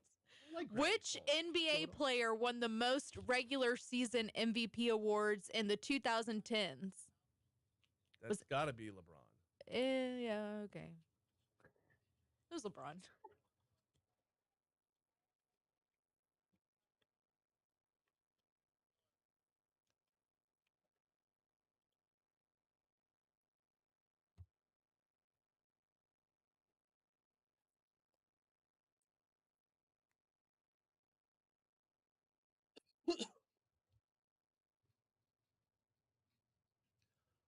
Oh, we're super late. 7:19, Talk 107.3 FM, WBRP. Yes, we're running long here, and time is short with Attorney General, gubernatorial candidate Jeff Landry. First one to throw his hat in the ring, Attorney General Landry. Welcome aboard. How are you, sir? Great, and you? I'm doing very, very well. Before we get started, from a consumer of content standpoint and from a political analyst standpoint, hell of a video to launch this thing. I don't know who put that together for you, but they did a heck of a job. So nicely done, sir. Well, thank you. I mean, every part of it was well thought out, and it was a conviction of mine. It's about a story because, look, this was not an easy decision. You know, while many in the media may portray this as some fait accompli, it really wasn't. I enjoy the job that I do. We have a great team of people who have worked real hard at the Louisiana Department of Justice over the last 7 years. We enjoy the work that we do, and it was a tough decision. But when you look at it, I think as I travel the state, Brian, I hear from people and the anxiety that they have for wanting Louisiana to place itself where it belongs, and that is at the top of the good list. And you recognize that we have a failure of leadership in this state, and we have had it for a while now. How do you mend that, or how do you fix that? Because this feels like something that I don't know if, because you say a while now, and I assume you mean more than just the current governor. You know, I mean, think about when Louisiana started to turn. I mean, in 1950, Houston, Atlanta, and New Orleans had the same population. They were the same size cities. And look at where they are today. Look at where those states are economically and what they offer their citizens compared to where Louisiana is. And I think that again, it's this laissez-faire attitude that Louisiana has had for a long time, thinking that it was just going to fix itself while everybody dusted themselves off and went to work. And the way that you do it is you go out there and you work on the things that everyone can agree on that needs to be worked on. And that's what we highlight in that video. We talk about education. We talk about crime. You know, we talk about a archaic tax system. We talk about modernizing our Constitution. You know, those are things that we've been talking about irrespective of the position that we've held. And that's how we do it. I mean, you go out there and you work together. You know, the media, a lot of folks in the media like to portray us as one side. But when you look at the things that we've accomplished as the Attorney General, we've done it working across party lines in a tri-party way. And so that's what we're going to offer. Look, this is the important statement. This race is not about me. It's about you. It's about the listeners out there who are sick and tired of Louisiana being last. And so the question is, do they want a transformational governor who is going to go out there and be honest with them as to what Louisiana needs to do in order to take her place at the top of those lists? I mean, I know this is going to sound so cynical, but I'm in that camp that says I'd be happy with the middle. I mean, but it's emblematic of where we are, is it not? It's great. I mean, I don't. You know, tell me where is that middle? Like, what is it? You know, here's the problem. I think that the people who are in power, who have kept us last, love to talk about the right, the left, the middle. Right. Because guess what that does? That categorizes us. I'm at the middle of the list. Like, let's at least move out of the basement. Yeah, in the middle of the list. Yeah. Well, let me just tell you, we're not. This is another important statement. Mm-hmm. There is no person out there that can take their place as the governor and automatically jump us from 50th to first. Right. I tell a story all the time. You know, last year I was over at the LSU Ole Miss game in Mississippi. And I toured through Mississippi and saw some of the great things that are going on in Mississippi, where they're tearing us up, where they're no longer last, where they've been able to leap over us again and again and again. And in and of course, I wish I'd have left the game in the first quarter. It wasn't going, it was going well in the first and went downhill after. Yeah. In that suite was Haley Barbour and Phil Bryant. For those of y'all don't know, Haley Barbour was the governor of Mississippi for 2 terms. He was a pretty iconic character. He was big. He was transformational. He shook up that establishment in Mississippi. But what I saw in those 2 men talking in the corner, and Phil Bryant followed him, was that Mississippians had made a decision to bring in a transformational governor, someone who would shake that establishment up, someone who would give Mississippians a vision for doing things a different way. But then it wasn't that they just elected him. They then chose another person. And so it's a path that you have to be placed on, right, that starts to get you from last to first. Attorney General Jeff Landry is our guest. We're talking about his run for governor. I look, we got a year and a month until the election, so we're going to have plenty of these conversations. Let's keep things moving right now and talk about this.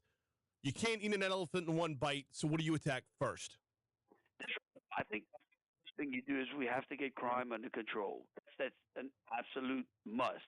You cannot have our large cities run basically like third world countries where the crime is just rampant, where there's lawlessness in it. I mean, it starts over in New Orleans, but we've seen it. I mean, Baton Rouge has its fair share of that as well. Shreveport has the same problems. Now, each one of those problems, the common denominator is crime is high and violent crime is high in them. Yes. Each one of those cities may take a different solution to it, but I think the legislature and the governor, have some responsibility for the problem that exists in those cities as well as elsewhere around the state. So I think you have to address that. You have to address education. You have to talk about economic viability. You have to talk about transportation and infrastructure.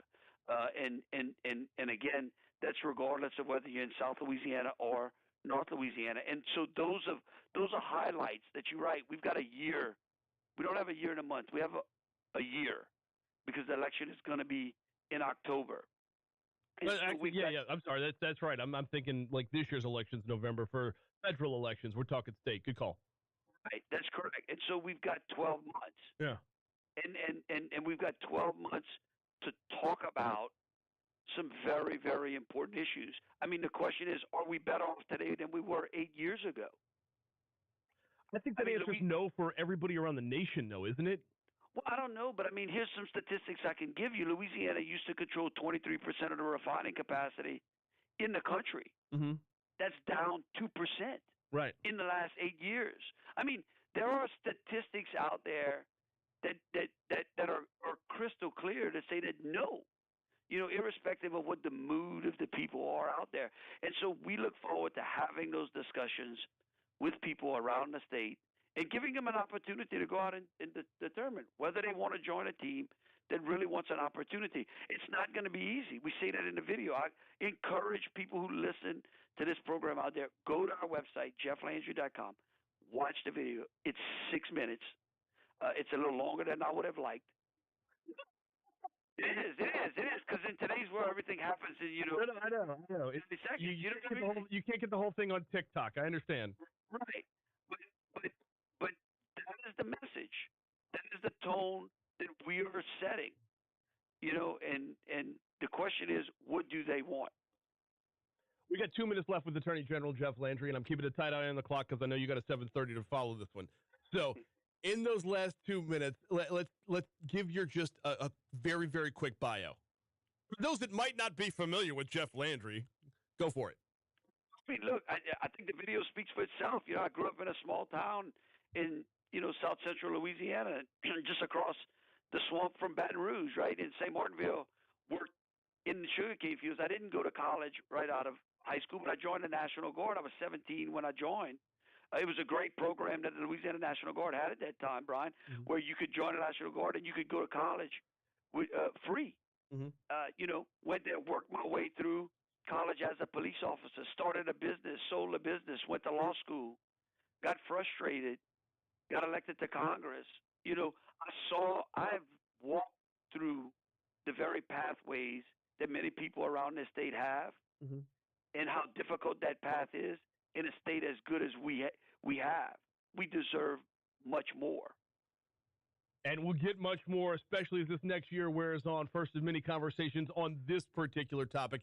He's Attorney General Jeff Landry. We're just straight up out of time this morning. I greatly appreciate you hopping on board, sir, and we'll talk to you soon.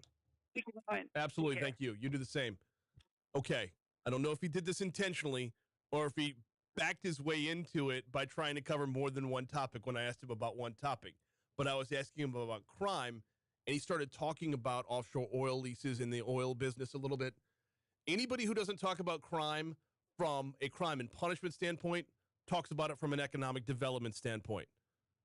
Crime stems from a lack of opportunity and a lack of jobs. I don't know if he intentionally did that, but those two things very, very much tie together. So, all right, I appreciate Jeff Landry's time.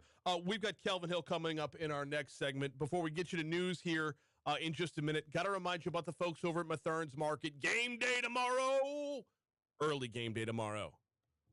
Hey, you can't say you've been drinking all day if you didn't start in the morning, right?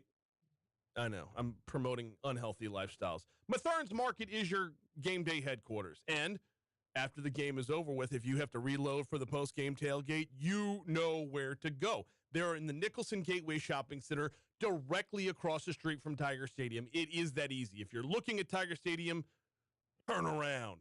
If you see classrooms, you're on the wrong side of the stadium. Nicholson Gateway Shopping Center, and they're not just there on game day. They are a full-service grocery store every single day of the week. Downtown Staple in short order on 3rd Street. Getting to be that way on campus as well. Oh, yeah, they're on campus. No, they're not just for students. It's Bethurne's Market. Swing by tomorrow for your game day supplies. Here comes CBS News on Talk 107.3 FM. Hey, Kelvin. Good morning. How are you? I'm doing very well. Good to see you again. What is your official title?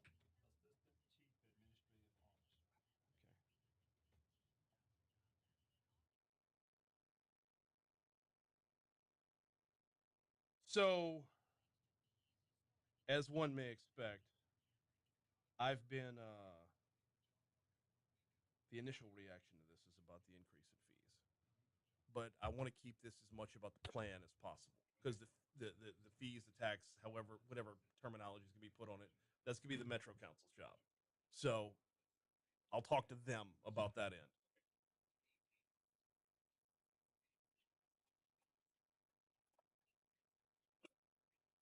All right. Mark says he's still going to be here on time. He just texted me. So, do what? Bless his heart. He's sitting. Gonna be rolling it on 2 wheels. So, I'll just move over to this microphone. We'll leave the middle one open. Are you on Twitter? No. Okay, thought so.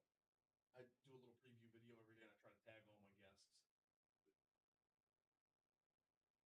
No, I stay off of social media. I wish. It's a part of the job, so.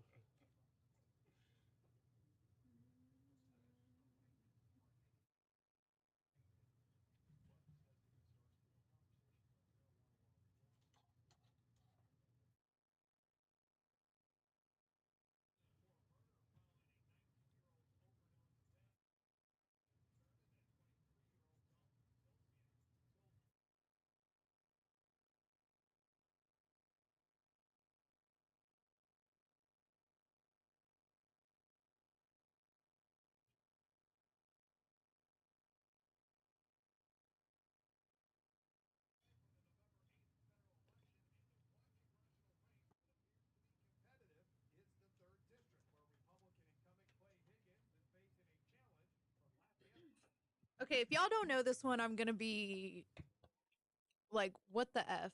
We do trivia with our YouTube. We're always on YouTube, by the way. So we do trivia with our. We normally do Family Feud on Fridays, but Family Feud questions were getting a little stale, so we're going with trivia now. We switched it up to trivia. This is 2010s trivia. Okay. How old do you feel knowing there's trivia about 2010s? Like it's ancient history all the time. Okay. Where was the Winter Olympics held in 2010?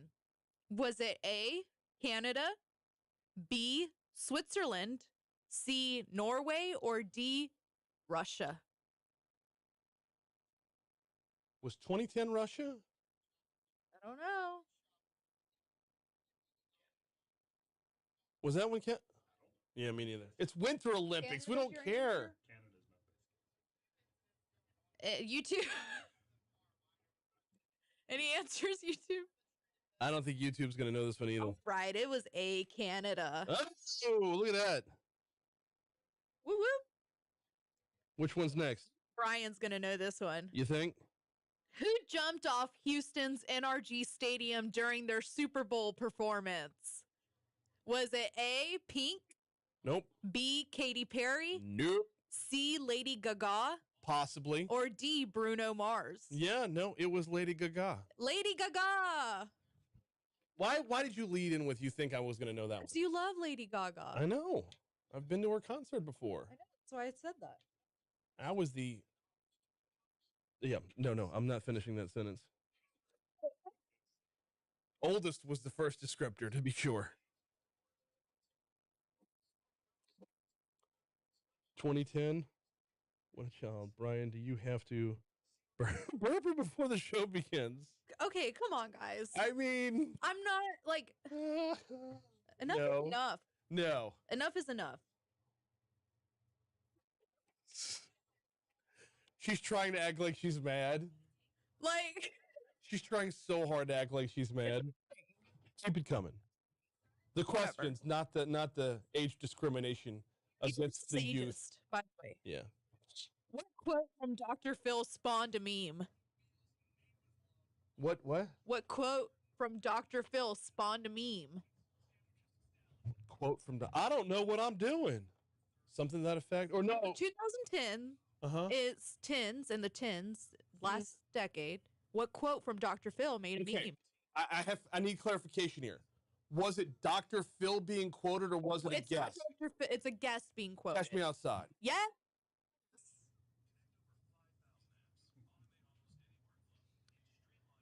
Yeah, because when you say what quote from Dr. Phil, I'm thinking it's actually Dr. Phil saying it. Are worded. Yeah. Did we go through all of those already? No, there's just not any good one. I'll look. All right. I'll shuffle. All right.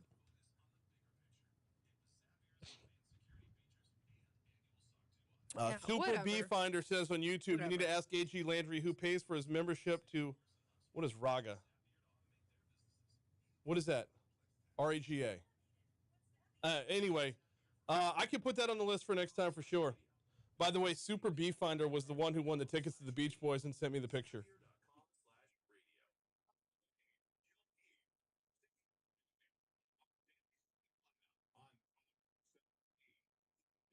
Zeroed out everything already. Time for us to get a look at your weekend forecast. Here is WBRZ meteorologist Jacelyn Wheat.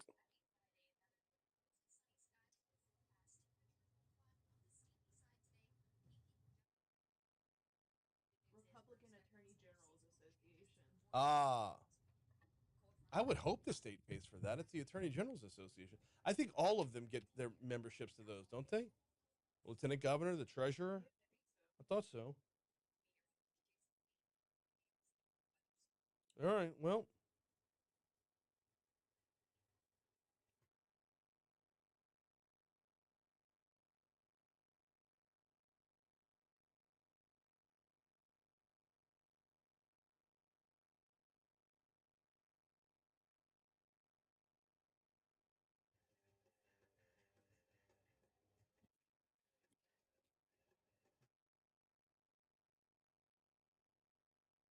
.738 Talk 107.3 FM WBRP. Mornings with Brian Haldane, rolling right along. You may have seen the announcement from Mayor President Sharon Weston Broome yesterday. We've got ourselves a stormwater master plan. Along with that is going to be a stormwater utility fee. If you heard the beginning of the show, you know I'm a little bit hot on that end. But the fee is for the Metro Council to take up. I want to talk about the master plan. We have Assistant CAO Kelvin Hill in studio with us. Kelvin, good morning. Welcome back, man. How are you? Good morning. I'm fine. How are you? I'm doing very well. Give me the details on what the stormwater master plan will do and how it will do it. So the stormwater master plan was something we did to understand how water flows through the parish. Mm-hmm. We inspected most of the conveying system. We modeled all of our watersheds, and we pulled together a list of potential projects to help improve drainage, retention, and to help manage stormwater. And what's that look like? What are the logistics that go into that? I know it's a lot, but give me as much as you can. Well, I want to be sure that we're talking about kind of what you want me to answer here, but the stormwater master plan is somewhat separate than the stormwater utility. Okay. So stormwater utility is all about maintenance and operation of the system. We have over 66,000 storm drain boxes and pipes and canals and things in our system that we have to maintain every day. So it's about how do we get out there, keep those clean? How do we dig our ditches? How do we repair concrete cave-ins? How do we repair point repairs? And those kinds of things in the system and keep the system operating the way it should, which is what the utility is all about. Okay, then walking down that path, how have we done it up until now? Well, up until now, we've used resources in the Department of Maintenance. We spend about $9 million a year with about 60 or 70 employees, putting crews together, going out and doing what they can do during the course of an 8-hour day, 5 days a week, 52 weeks a year kind of thing. Okay, let me re-ask it this way: why is there a need for a fee now when we've had this as a job to do for all this time? It's pretty straightforward. So we spend about $9 million a year in stormwater. We need to spend about $40 million a year. So that gap represents the amount of work that we can't get done that we should be doing every day. And because we don't get that work done, we come out of compliance with our operating permit to discharge into our federal waterways. So there's a lot of work that we need to do that we don't have the resources to do now. How did we come up with the $40 million number? Well, we looked at that work. We estimated what the cost of that work was. We actually hired an outside firm to come in and validate those numbers for us. And based on what they saw here in Baton Rouge and their experience across the country, they were able to confirm the numbers that we need and the amount that it would cost us. So we have that validated through a third party. It is quite the sticker shock when the price tag is going to more than quadruple. Was there no ramp up here? Was there no way to make it a little bit easier on the taxpayer by saying we can get to this benchmark, and this benchmark, kind of ease our way into it? Well, no, not really, because the work has been delayed for so long, and our deferred maintenance has been for many years now, and we have to get caught up in order to ensure the system works the way it should. The residents don't want the flood when it rains, and the only way to prevent that is to be sure the conveying systems are clear, clean, and function as designed. How far can we date back where the deficit or the deferred, like the bigger gap in deferred maintenance, how far back can we date to where that started? Well, that's a good question. I'm not sure I can answer that specifically, but I do know when DPW was reorganized back in 2015, 2016, that had a significant impact on the ability for that department to kind of keep up. We're talking with Kelvin Hill, the Assistant Chief Administrative Officer within the Mayor's office, about the stormwater utility fee that's coming our way. Okay, so you said the stormwater master plan and the utility fee are separate things. What's taking care of the first one, if not the utility fee? So the stormwater master plan was paid for, was $15 million that was already paid for. We're completing that work. The projects that we identify in that program, we hope to get federal grants to cover the cost of implementing those projects through time. Would that option be available to help some of this cost? No, the grants really don't qualify for routine maintenance in your system. So that's not a qualification that would get that grant approved. And I want to move back to some of the actual work that's being done, because honestly, even as someone who does not want new fees or taxes, I can physically take a look at the work and say, it actually is impressive. Give me an example of how much work gets done, how much gras-doux gets removed from our systems. So I'll give you an example. We started this year with about 7,500 service requests. We take those service requests, we send inspectors out in the field and inspect those. We develop the scope of work. We turn those into work orders. Those work orders are grouped together in 30 or 40 bundles. Those bundles are given to the crews to go do. We've got 30 or 40 bundles of 30 or 40 work orders. So we've done probably 2,000, 2,500 service requests this year. We moved 20 million pounds of sediment out of our system. Say that again. 20 million pounds of sediment. Say it a third time. 20 million. Look, I'll give credit where credit's due. That's a ridiculously impressive number. But it's also frightening to say, why are there 20 million pounds of anything in our system? Well, sediment gets washed in our system in every rain event. And there are other activities that take place across the parish that put sediment in our system, like leaves, grass clippings, that sort of thing that get blown in our system. But the biggest issue is we have to stay on top of keeping the system clean through time. So we have to routinely go in and clean the system out. What kind of manpower does that take? You said you've run estimates on the hiring and all that. What kind of, just to give us a scope of covering East Baton Rouge Parish and all the different waterways that we have throughout here. What kind of manpower does that take? Well, we think we need to double the amount of crews that we have to get that work done on a daily basis. Obviously, we will keep our crews fully employed, but we have to bring in third parties to help with that work. So we're hired 3 or 4 firms to help us, like we've done with the ARP investment that we made with the ARP funds. Or y'all could take my advice and clone Fred Rayford. I've been asking for 3 years now. I mean, you know, Fred is a pretty unique individual and a great leader for us. But I'm not sure there are a lot of Fred Rayfords out there. No, there aren't. Let's talk about the website a little bit, because this is you know, in spite of the sticker shock at Sting, getting a real life number on this is kind of impressive. Tell me about the website and the transparency there. Absolutely, we wanted the residents to get their questions answered, to understand what we're trying to do. We wanted them to understand the impact that would have on their parcel of land or their home, so they can go to the website, put their address in. Look at the map, click on their property. It will tell them the size of their property, the size of the impervious area, and it will also calculate the monthly charge and the annual charge for them. What goes into the calculation of that charge? Is it simply property assessment? Does it have anything to do with your elevation, where you are on a flood map and whatnot? No, it only has to do with how much of the land area you have covered up with a structure, a driveway, concrete, a pool, or outhouse kind of thing. So it's really looking at an image of your property and what's covered up on the ground when your roof line. That calculates the square footage of impervious area, and it's just a straight $1.36 per 500 square foot of impervious area. It's pretty straightforward calculation. First of all, please tell me nobody in Baton Rouge has an outhouse.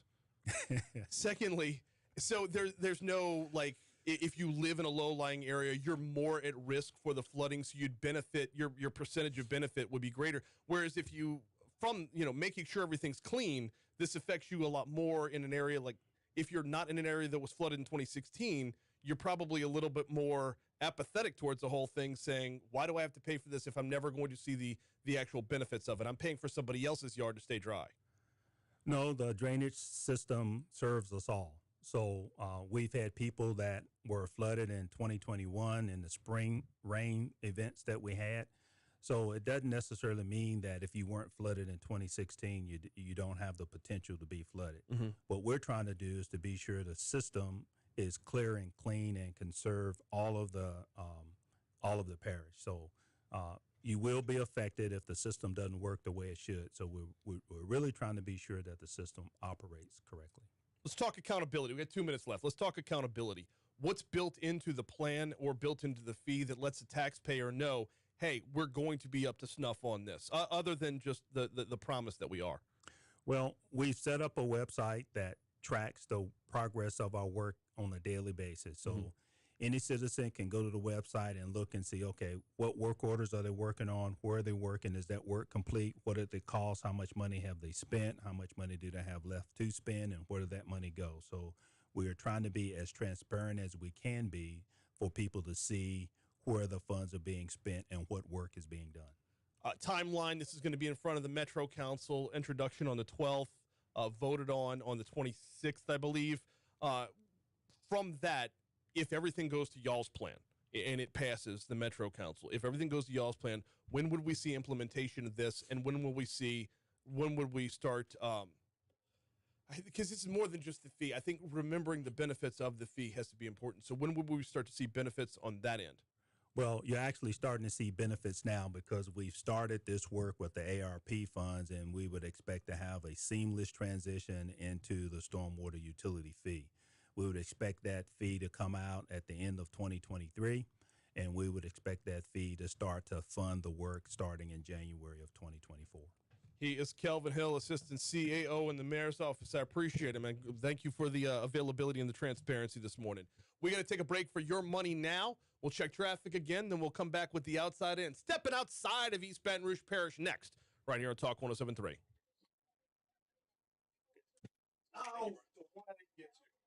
And we're still hot on YouTube. So, why are Baker, Central, and Zachary exempt from this? Because they have their own MS4. They have their own state and with the federal government for their stormwater system. So they operate their own system. And what oversight do we have that we know that there's because to me, our federal accountability is based off of theirs because water flows downhill and they're all north of us. So, like, what's the back end on that? Well, they have the same accountability that we do. We're responsible to the state in our MS4 permit, and there is enforcement that they do on all municipalities that have a permit. So it's accountability from the state down to the municipality. Cool. Good deal. Thank you, man. Appreciate it. Yes, sir.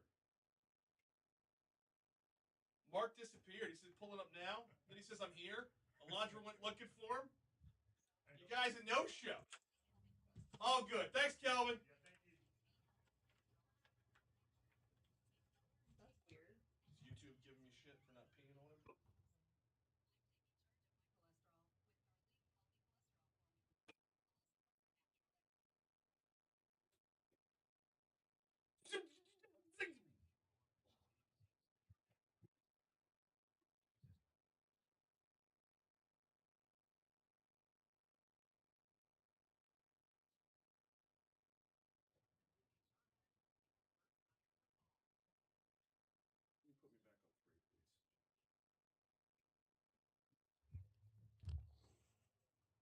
Did I just get politically outmaneuvered? Well, no, you had to leave for half of it.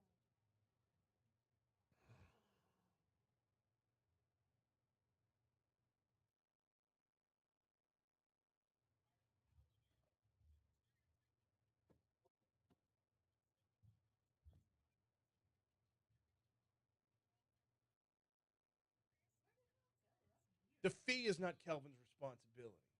But putting Kelvin in here means I've got to talk about the logistics. I've got to talk about the plan. I got to talk about the work. I'm not going to be able to talk about, like, my dollars. And honestly, over the course of a year, $162 is a small price to pay for what the benefits are going to be. I get that. I get that end. But it's every other effing thing we got to pay for.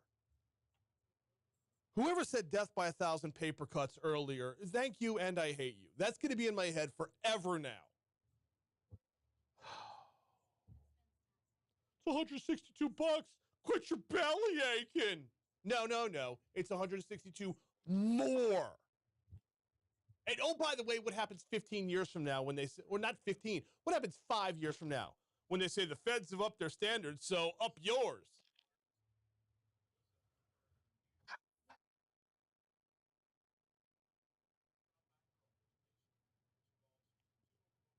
Debbie says, if you're cleaning, why not start at the bottom and work upward? Storm says St. George now. Storm, look, I said it during Top Stories and Trending. I said it at the top of the show. Cannot, like, everybody in St. George right now, everybody in the area of St. George, especially because Baker, Central, and Zachary are exempt. What was the Tracy Chapman song? Give me one. No, that wasn't Tracy Chapman. Tracy Chapman in a fast car. Who had give me one reason to stay here? And I'll turn right back around. Storm says we voted for it. Yeah, you did. Yeah, you did. But we have another example of your picking up the tab. Gratuities not included.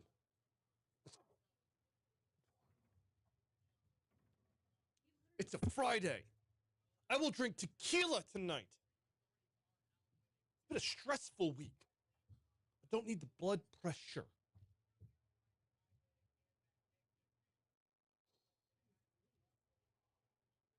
Bruh. That was Tracy Chapman, too. Hey, thank you, Jim. I didn't know she had two songs. Fast Car is kind of like the GOAT of her. Like that song, somebody redid that as like a house music, like a mellow chill house song. Really good.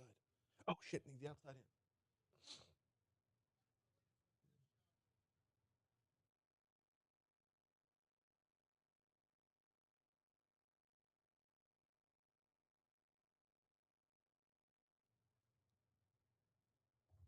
Oh.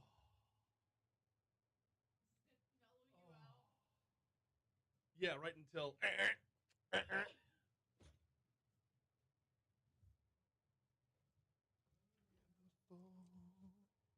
this edited? Couldn't look you in the eye. It's just like an angel. Your skin makes me cry.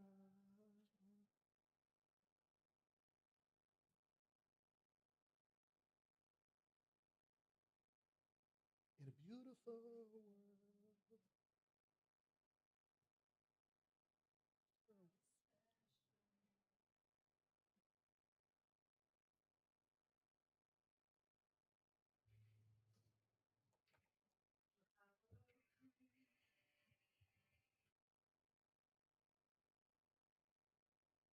Okay, I don't control the bumpers around here.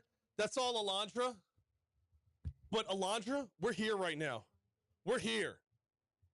I didn't have my mic on, so YouTube couldn't hear. And obviously, if you're listening to the radio, you couldn't hear either. But Brian and I were just sitting here literally singing the song. No, this song is the vibe right now. Big body. Imagine Tom York with a perfect body. Just Tom York, just jacked. No, because you need that chill underneath, but that rage that's burning beneath the chill. Thank you for the clean version. So very special.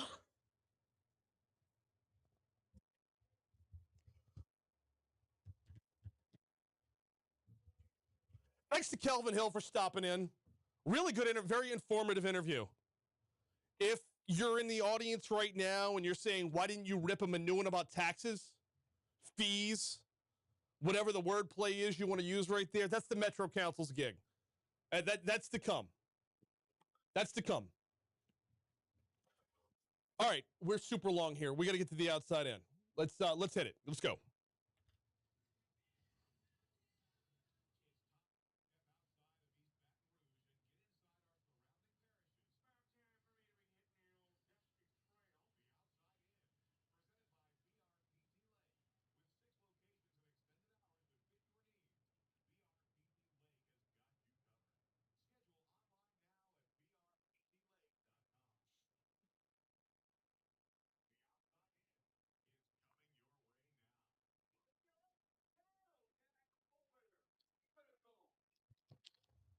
Someplace with a stormwater fee. Oh, hey, no, starting off in Lafayette, 2 students at Lafayette High have been arrested and accused of terrorizing in connection with a social media threat that caused a lockdown at Lafayette High for the second time this week. One of those students is accused of being involved in both threats. Lafayette police had reported 3 p.m. yesterday the lockdown, which began just before 9 a.m., was finally lifted. They had a similar situation play out on Monday. Heading over to Livingston Parish, deputies are searching for a band of car burglars seen breaking into vehicles outside upscale homes around Denham Springs this week. The Livingston Parish Sheriff's Office said the thieves burglarized cars in the subdivisions off Dunn Road in Denham Tuesday night and Wednesday morning. Surveillance from a home's carport security camera shows one of the suspects allegedly sneaking up to break into a vehicle. Officials say the suspects are believed to frequent Livingston and Tangipahoa parishes. Next stop, St. Martinville Parish, where St. Martinville Junior High was evacuated Thursday afternoon because of a bomb threat. The school was evacuated around 12:30 p.m., according to St. Martin Parish Superintendent Al Blanchard. Police searched the school, gave an all clear by 1:40. No arrests have been made. Let's close out in St. Helena Parish, where the sheriff's office has arrested an alleged drug dealer who was reportedly selling drugs from his home on Horseshoe Road. According to the sheriff's office, 55-year-old Guy Lee Weston was arrested on drug and weapons charges after they executed a search warrant for narcotics at his home on Wednesday, October 5th. Executed the warrant, found what they were looking for. He's got a stack of charges. That's the outside in. Here comes CBS News right here on Talk 107.3 FM. Hour 3 is next.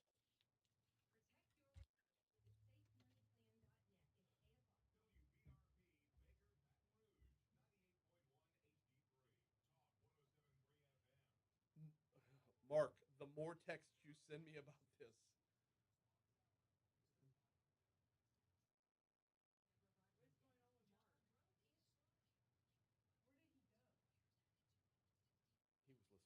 By the time he got here, it wasn't enough time left in the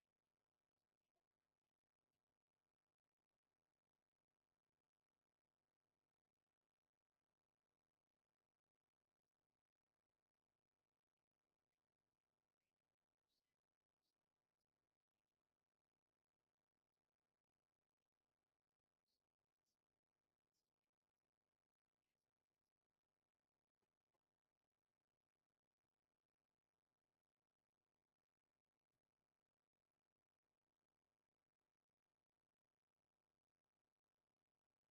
Rocco says good choice on the creep.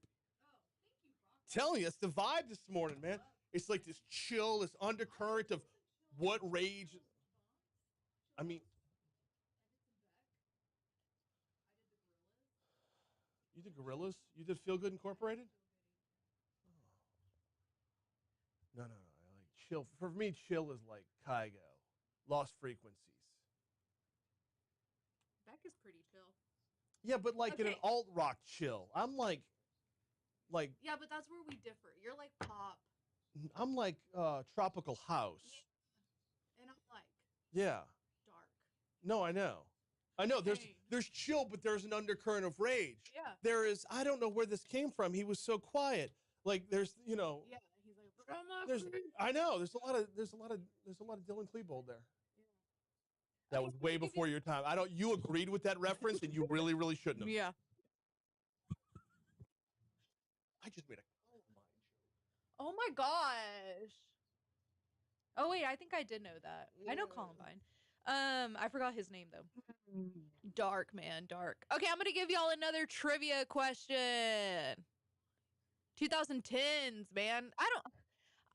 This was Way a bad back in the choice. 2010s. Yeah, this was a bad choice, Brian. No, it wasn't, because we got to get it out of the way and over with. Fair enough. I went to Five Below.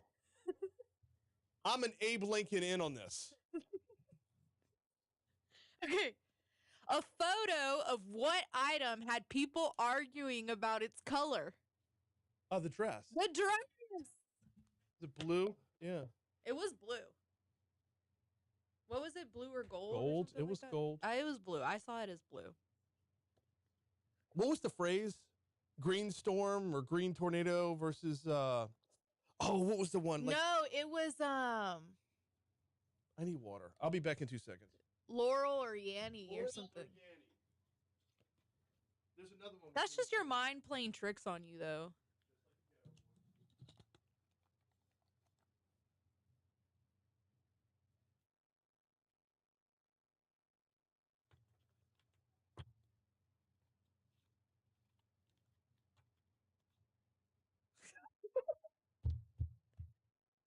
It said Michael Jackson. What? I said, what was it? A photo of what item had people arguing about its color.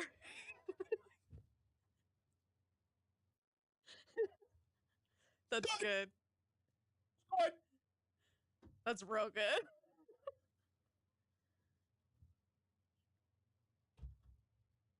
Have you heard the choir that sings Creep?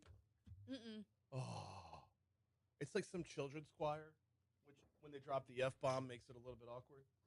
But it's unreal how good it is. Look you in the eye. You're just like an angel. Today is going to be the most frenetic day of my life.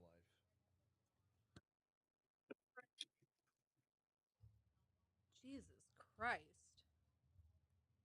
I got to weigh in. Brian is I got wired. lunch. Lunch. I got I'm just an kidding. I don't know. appointment for my side hustle. I got to coach basketball. Wedding DJing or Social LSU? media consulting, Oh. Haldane media stuff.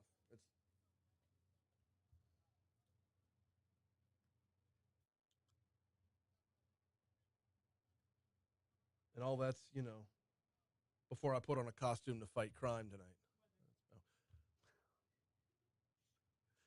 Time to get a look at your weekend forecast. Here is WBRZ meteorologist Jacelyn Wheat.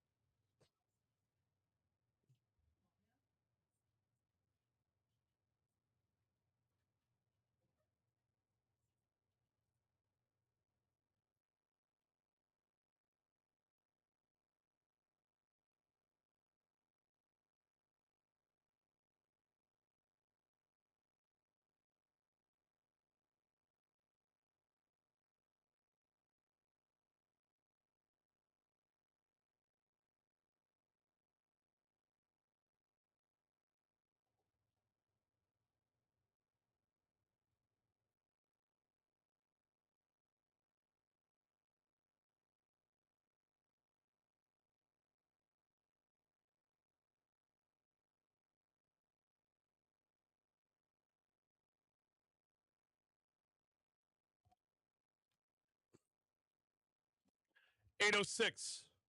Talk 107.3 FM, WBRP. Mornings with Brian Haldane rolling right along. Hour 3 coming your way right now. Hey, last hour, busy last hour, really solid last hour. Attorney General, Gubernatorial candidate Jeff Landry joined us, talking about his run for governor.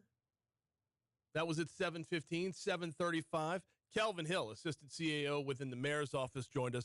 Talk about the stormwater utility fee and the stormwater and drainage master plan. And there's a lot that gets jumbled into one there. So as we move forward throughout the course of this month, I want to unpack as much of this as possible. Not just what's happening in front of the Metro Council with stormwater and your taxes and my taxes about to go up. And do not come at me with it's not a tax, it's a fee. Because that's more money come out of my pocket than yours. How about that? Everything else is semantics. Don't at me with that. We're going to unpack that from the Metro Council level because they're the ones that are going to be taking on this, and it's going to be a dedicated fund. And the thing is, and I've been messaging back and forth with some people during the break, is we get the need here. But how many dedicated funds do we have to have as taxpayers? How many dedicated funds do we have to have as taxpayers where we've had need after need after need after need after need, and now that we've gotten to a real need, do we start to look back at the other quote unquote, the air quote needs that would be within there and say enough is enough? My end on this, $162. So what am I complaining about? $162. When phrased like that, we should all be fine. But it's $162 more dollars. That's the thing. At what point do we get a decent audit of all the other dedicated funds versus just, thank you, sir, may I have another? Busy third hour coming your way right now. We talked to the current Attorney General last hour. Let's talk to the guy who wants his gig. John Stefansky, State Representative John Stefansky, going to join us in our next segment. He's running for AG. We'll break down his candidacy in just a little bit. And then it is the first Friday in October. Yes, we're talking Thanksgiving. Chris's Specialty Foods is going to be in the house. Why are we talking Thanksgiving more than a month and a half out? Because if you order any part of your Thanksgiving, now's the time to get it in, especially with Chris's Specialty Foods. When they do the turducken, when they do all of it, you got to back time that a little bit, Hoss. Early bird gets the worm, or in this case, the early order gets the turducken. So that's all coming your way this hour. Right now, though, it is time for us to roll back the clock. It's time for This Day in History.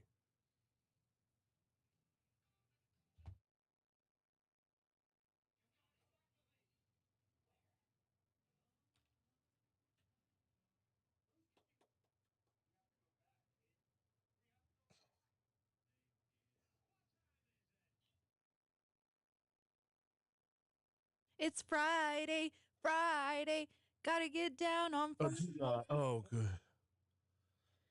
Everybody's looking forward to the weekend. Might that be the worst song ever? It's Friday. Let's dive in. Brew the zoo tonight. Yeah, you are. Ooh. Shout out to Brian. Judy Tenuta died. Okay, we'll get to that. All right. In 1542, explorer Juan Rodriguez Cabrillo discovers Catalina Island off the coast of California. Cool. It's the Catalina wine mixer. Thank you for that edit.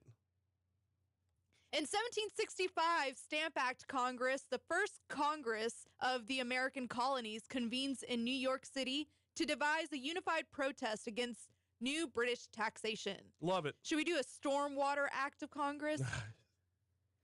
In 1882, the federal government wants to kick down to us and say, you've got to do this or you'll be penalized. You know what? Stick it. Come get me. Stick it. Stick it. Game 2 of the first World Series in 1882. That's my in-depth political commentary. Stick it. The Chicago White Stockings beat Cincinnati Red Stockings 2-0 nice. In Game 2. 1916, Georgia Tech, coached by John Heisman, defeats Cumberland 222-0. Wow, they should name an award after that guy. They should. The most lopsided score in the history of U.S. college football. Like, when is enough? You know? 200-0. Like, 222. 222 to 0. Yeah. Deuce Like, is wild. He got to 100 and was like, not good enough. In 1959, 200, not good enough. I need 22 more. Somewhere in Alabama right now, somebody's saying, yeah, but he ain't the bear. Right? In 1959, the far side of the moon is seen for the first time, courtesy of the Soviet Union's Luna 3 space probe. In 2001, a U.S.-led coalition begins attacks on the Taliban-controlled Afghanistan with an intense bombing campaign by American and British forces. Cool. In 2003, California holds gubernatorial recall election. Governor Gray Davis loses, and actor Arnold Schwarzenegger becomes governor. Was that the downfall of our society right there? No. No? Not by any stretch. That happened later with the maid. All right. Birthdays. In 1885, Niels Bohr was born on this day. Mm-hmm. In 1931, Niels Bohr. The Bohr model? Physicist? Really? Yeah. Cool. In 1931, Desmond Tutu. Nice. In 1951, John Mellencamp. Listen to, what's that song? Jack and Jill or something like that? Jack and Diane. You're doing it on purpose now. In 1952, Vladimir Putin. Mm-hmm. In 1959, Simon Cowell. Mhm. In 1968, this is why I played it, Tom York was born on this day. And in 1985, Evan Longoria. Also, former Saints defensive tackle Derlin Moore. Nice. That's an old school name right there. Yeah. Born on this day in 1951. Former Saints backup quarterback Chase Daniel in 1986. Mookie Betts in 1992. I didn't see Mookie. Do what? I didn't see Mookie on there. Got Mookie in there. Mookie Betts. Also, former Nazi leader Heinrich Himmler. Yeah. I didn't want to put that in there. Why? I don't know. I mean, Nazis have birthdays too. Yeah. Yeah. In 17... Oh, wait, no, you missed a big one. What? Yo-Yo Ma. Yo-Yo Ma. American cellist, Yo-Yo Ma. Yes. Born on this day in 1955. I'm sorry, Yo-Yo. I didn't mean to exclude you. Mm. In 1792, George Mason. He was an advocate for the Bill of Rights. Mhm. And 1849, a couple days ago, they found him just wandering around, hallucinating. On this day in 1849, he died, Edgar Allan Poe. Yep. And in 1991, Leo Durocher. Edgar Allan Poe Yeah, has a football team named after a short story. the Ravens. Yeah, that's right. Yeah. Love that. Okay, National Day. National Forgiveness and Happiness Day. Mm. Or Okay. we could do I'm all about it. No, I'm all National about Body Language Day. Yeah, don't watch the YouTube. Body language, a little bit hot. National Not hot like Paris Hilton hot. Day. Like, oh, so hot right now. That's hot. That's hot. Not like Well, that. This day in history. More like coming in hot. Which is this day in history. Is it National Frappe right Day? now. It's National Frappe Day. It's National Frappe Day? Yeah. Do you Okay. say frappe? What I do you usually say? frappe. Frappe. Frappe? Yeah. Because it's a frappuccino. It's not a Yeah. frappuccino. Yeah. Yeah. Let me give It's me frappe. Get a little accent aigu above the E. Okay. Yeah, let's break. We'll come back after the break. Talk with State Representative John Stefansky. He's running for AG. He's up next.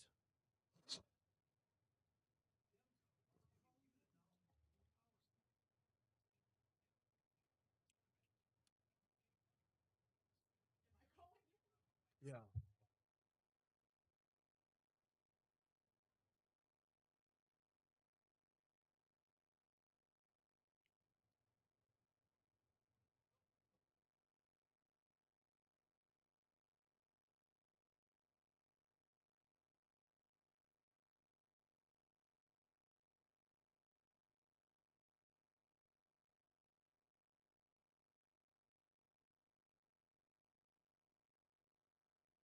I don't see his phone number. Here it is. Here it is. Here it is. Here it is.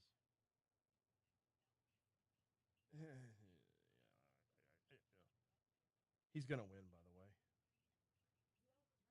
I don't care.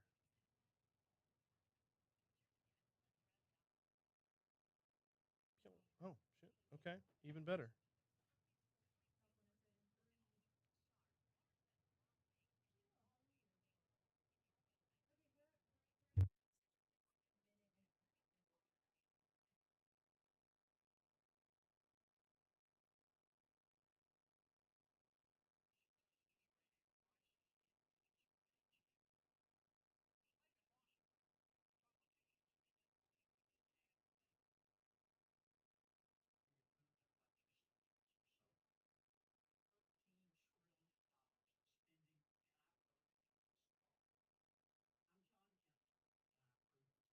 lot of that spending to military. John Kennedy voted against the military. John Kennedy hates our military. Some of that was spent on like senior citizen assistance. Does John Kennedy hate senior citizens?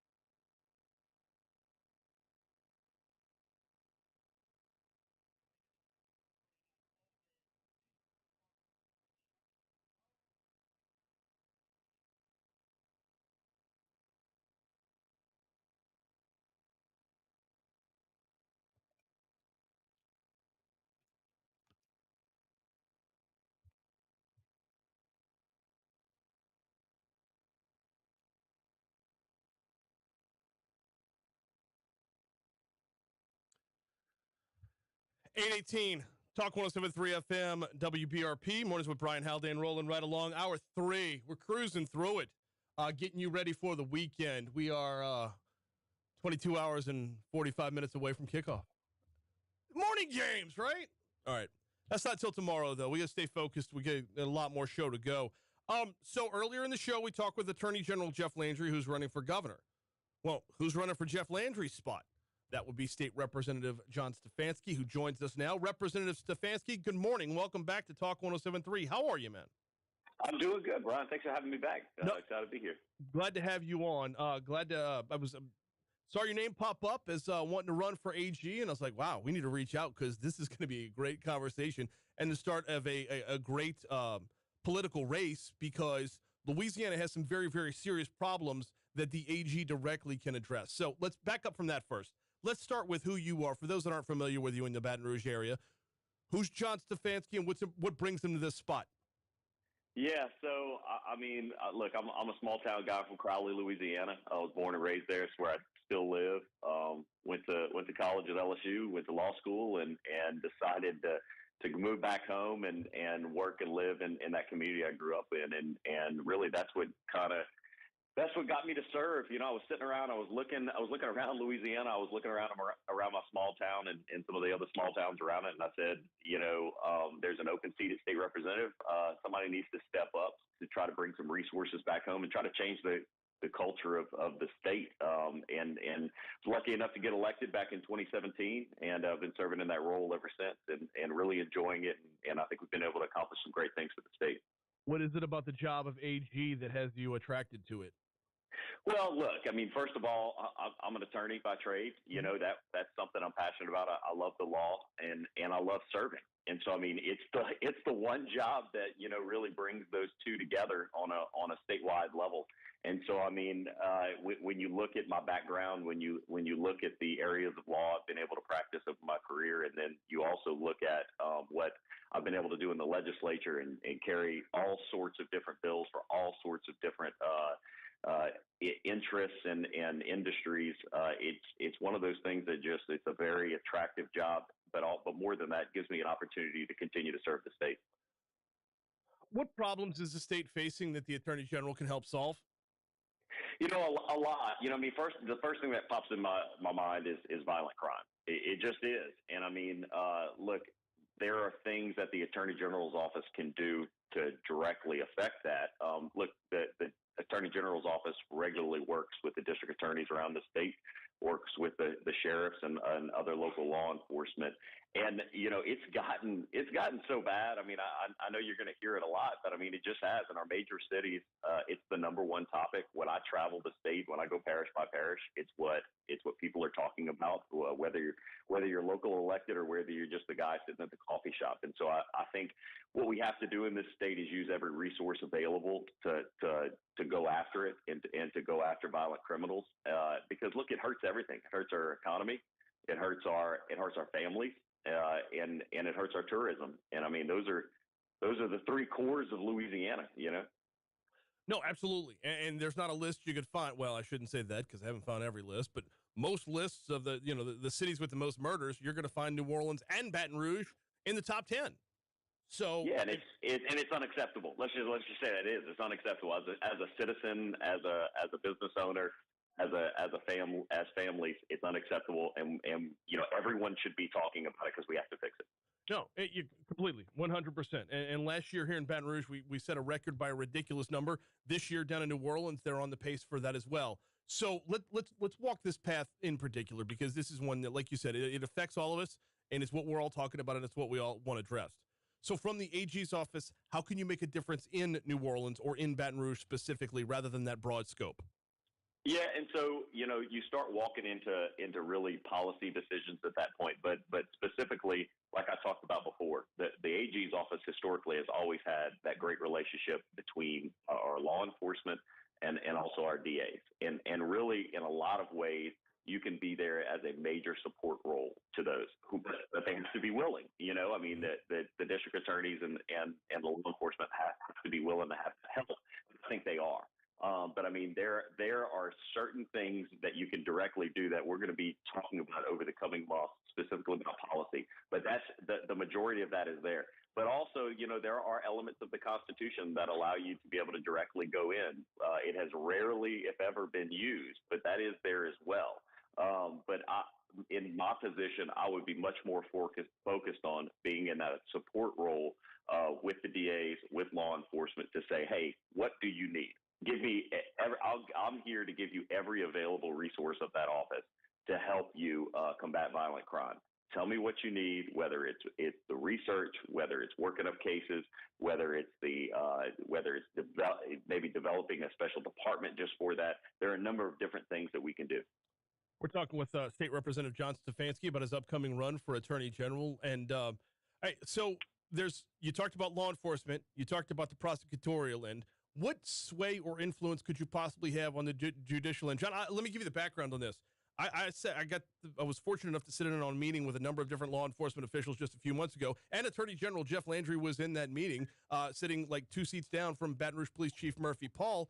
And Murphy Paul's take was, my guys are tired of arresting the same guys over and over and over again. What role can the AG play to help fix that?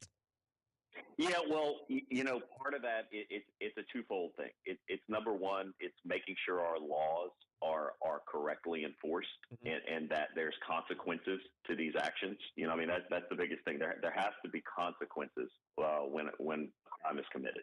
And so, I mean, that's first and foremost. But then, secondly, as I travel, I talk to a lot of sheriffs and a lot of law enforcement, and they commonly tell me a huge issue is the jails are overcrowded.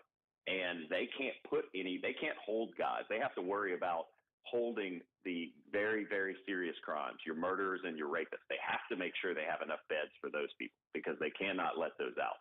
And so when you start going down the totem pole of the crimes and the seriousness, you hit a point to where I don't have the room for this guy, and I'm not going to bump a murderer out of our jail to hold this person. So it really is a holistic approach. From you have to be able to move the cases. So when someone gets arrested, there's a process that it goes through until they're ultimately convicted. Once they're convicted, they go into DOC, and they go into the state's custody, not the local parishes.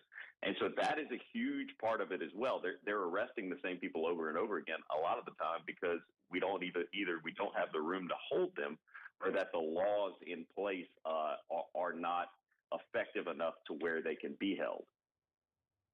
Brings up another interesting topic, and it actually dovetails with the headline today, where President Biden is pardoning a number of people who have just simple possession as the only reason they're in jail. Now, that number is relatively small, but this is one area where we're seeing a shift in our approach to it. Is there more room for adaptation to how we view certain crimes?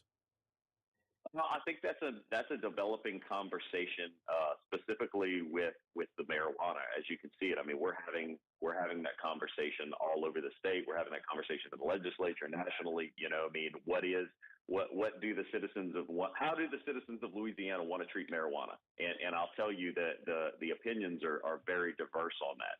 So I mean, I think that's part of it. But I mean, look, the shock and awe of crime are these violent crimes that are going on. Okay. And I mean, that really is where we need to be laser focused on these very serious crimes where people are offending against others in a violent way. And that is what we need to have our focus on.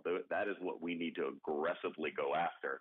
And a lot of these ancillary crimes, in my opinion, will start to work themselves out. But certainly we're having those discussions. I think certainly from a marijuana possession in this state, we're having that. But another huge issue is fentanyl and the intrusion of fentanyl into the drugs that are here in Louisiana is a tremendous problem. It's deadly. It's killing people, and we're going to have to get much more aggressive on fentanyl as well, because it's literally killing people on a daily basis. Well, and these two issues are not mutually exclusive.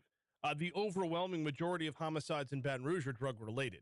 So, that Venn diagram isn't a complete circle, but it's darn close. Yeah, absolutely.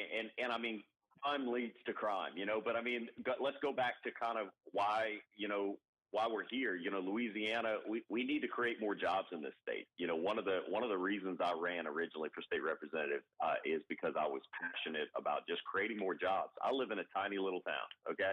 And very few people are leaving these tiny towns because there are no jobs. You can't make a living in these areas. And so we as a state need to focus on job creation. And that's something that, at my time in the legislature specifically, I ask myself that question all the time when we talk about some of these reforms that we do, when we talk about some of these new ideas that we want to try to invest our state's money into is what is this going to do to job creation, and what is this going to do to the workforce for those jobs?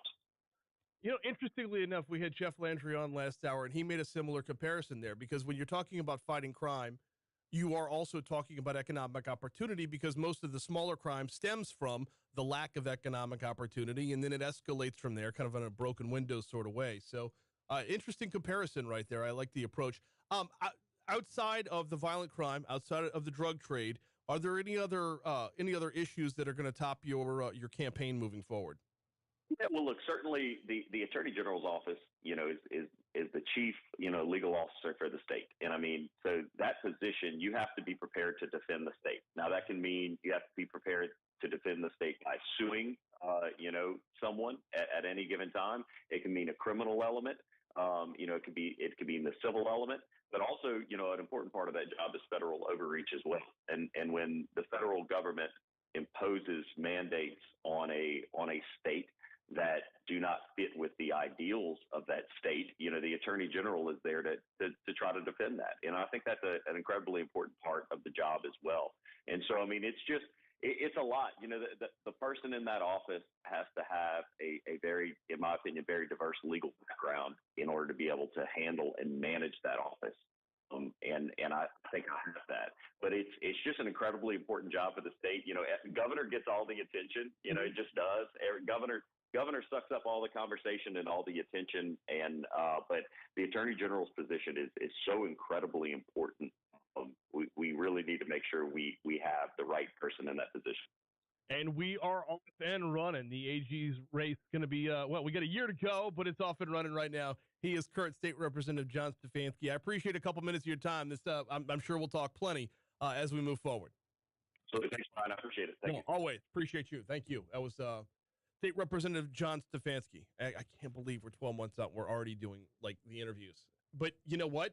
Name me one thing within that interview that isn't a regular headline around here. It's an important race. He's impressive. All right, 8:31. Time for us to check news. When we come back, Chris's Specialty Foods in the house.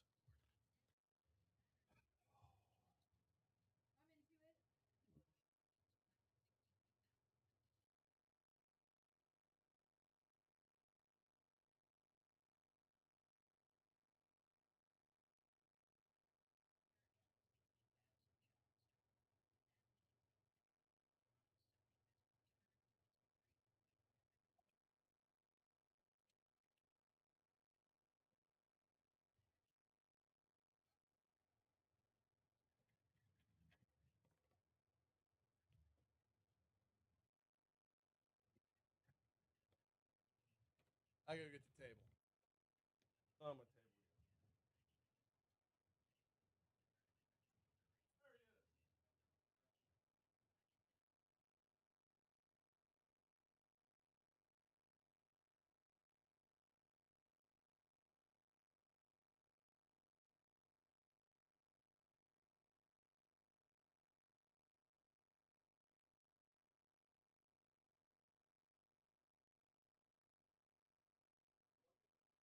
Should I entertain y'all with another question?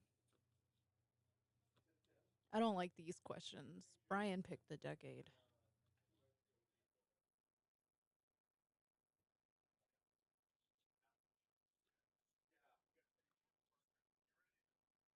Okay. What was the highest grossing film of the 2010s? Was it A, Star Wars Episode 7, B, Jurassic World, C, Avengers Endgame, or D, The Lion King?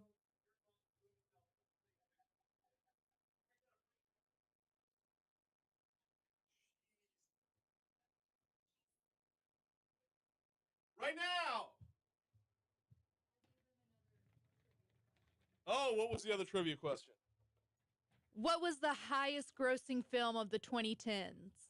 A, Star Wars Episode 7, B, Jurassic World, C, Avengers Endgame, or D, The Lion King? C. C is the correct I answer. don't even see it. What do we got here? You didn't watch Endgame? No, I don't watch the Marvel movies. Ooh. Which we're going to talk about turducken a good bit. I want to talk about prep work and why they need to be ordering now. What? Look at that. Turducken roll. That's awesome. What is this? Ooh. Oh, there's the tag. Yes. All right. So yeah, we'll start off with we'll close this up. We'll unpack it as we go, but we'll start off talking turducken. Perfect. Let's knock out a couple more trivia questions before we get done. Byron said E, Kim Kardashian sex tape. That was in the 2010s. No, she said highest grossing, not grossest. And it wasn't the 2010s. That was in the 2000s.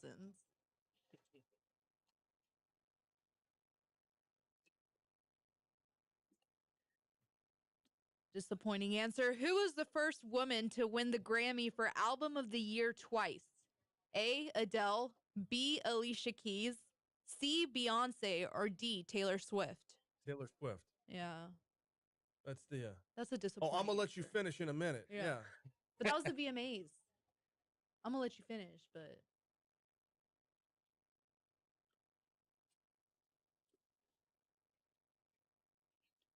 what animal predicted the FIFA World Cup winner in 2010? A, an octopus, B, a chimpanzee, C, a dolphin, or D, a squirrel? I know this one, so. You know it? Yeah. I'm gonna go with C because dolphins are smart. C, a dolphin? Okay, I'm gonna wait to see what YouTube has to say. Let's give YouTube a minute on this one. I know the answer. You know it? Yeah. This went viral quickly.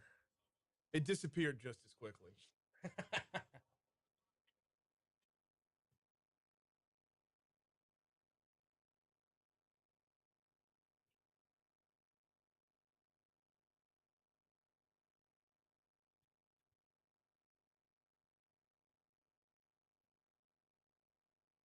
I'm gonna throw out another question. What movie did Leo DiCaprio win an Oscar for in 2016? The Revenant Nice. and an octopus. Yeah, it was octopus. It was octopus. Yeah. A, an octopus. Yep. Next Friday we'll have better questions, hopefully. What are we? Oh, so we're doing 80s next Friday, right? Because we're going far back. Oh, I thought we would just go backwards. Oh, just backwards? Yeah. Okay. So we'll do 2000s next week, which I'll be good at that one.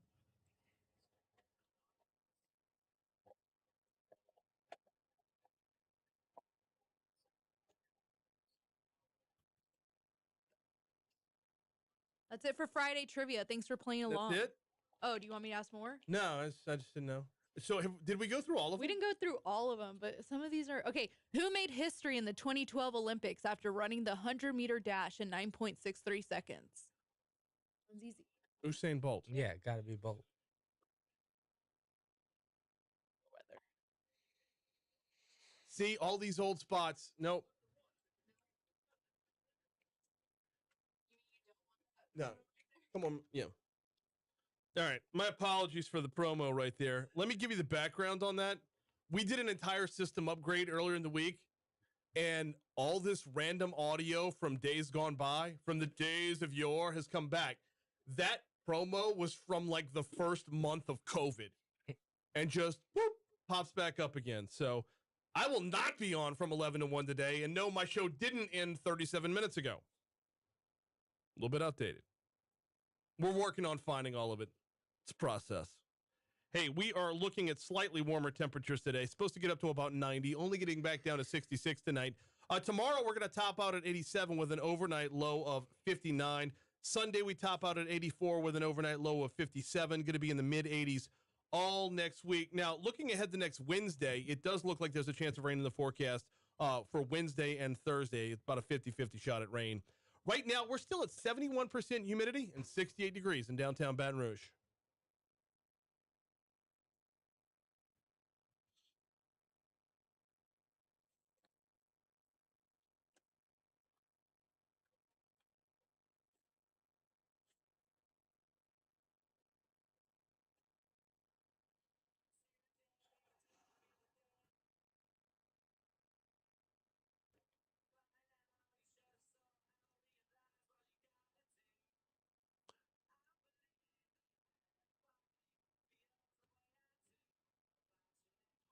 $8:38, Talk 107.3 FM, WBRP. Not done yet. Not ready for the weekend just yet.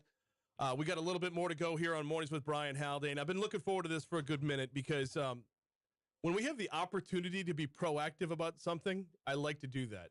It's the first Friday in October, and I'm fully prepared right now to talk about Thanksgiving. Want to welcome back to the show, Kelvin from Chris's Specialty Foods. Kelvin, what's happening, man? How you been? All good, man. Glad to be back. No, glad to have you on here. Glad to be setting, if you'll pardon the pun, setting the table for what's to come. Yeah, Thanksgiving feels like it's forever away, but in your world, you're already in it. Oh, yeah. Walk me through. We're going to talk turducken in just a little bit, but walk me through what y'all's next 2 months look like leading up to Thanksgiving. So Thanksgiving and Christmas is a wild time for us. We do at least 500 turkeys and turkey gravies, and with the cold weather coming, gumbos and etouffees. So right now we're getting ahead of the curve and stocking as much food as we can for what is about to come. Okay, so a lot of that's going to be turduckens. A lot of that's going to be turduckens. That's kind of y'all's jam. Yeah. About how far in advance do people need to start ordering to make sure they're in line? I don't want to start talking about deadlines yet. I want to start talking about the front end. Like if somebody plans on calling on y'all or whoever you're calling on for Thanksgiving help, much needed help. You know your limitations. When should they start getting in line for this? We already started taking orders. So yeah, we already have a handful of orders in for people wanting their smoked and fried turkeys and turduckens. So you can start as early as right now. Okay. All right. So we'll do smoked and fried turkeys in a little bit. Let's do turducken first because this is something that for the uninitiated is fascinating and amazing. In 2022, there's still people that are like, what's a turducken? What's a turducken? So a turducken is a whole turkey that we debone and get ready to stuff. And then when we stuff it, we do 4 chicken breasts, 4 duck breasts, and whatever you want it stuffed with. So we could do a cornbread, a rice dressing, crawfish etouffee, shrimp etouffee, all kind of different stuff. And yeah, that's pretty much it. The process is a little bit arduous. So it's a little bit, I don't want to say intense. That makes it sound like there's like, music in the background. Yeah. But the process is not as easy as just, because you're talking about, like you said, deboning, right? Oh, yeah. With just the breast of the chicken and duck on the inside. Walk me through a little bit of that. How long does each one take?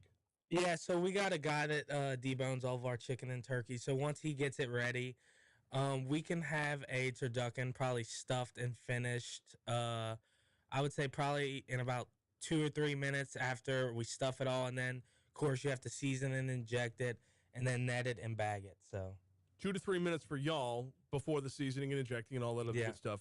If I'm doing that at home, this is where we no limitations. This Yeah. is where we get to separate the men from the boys here.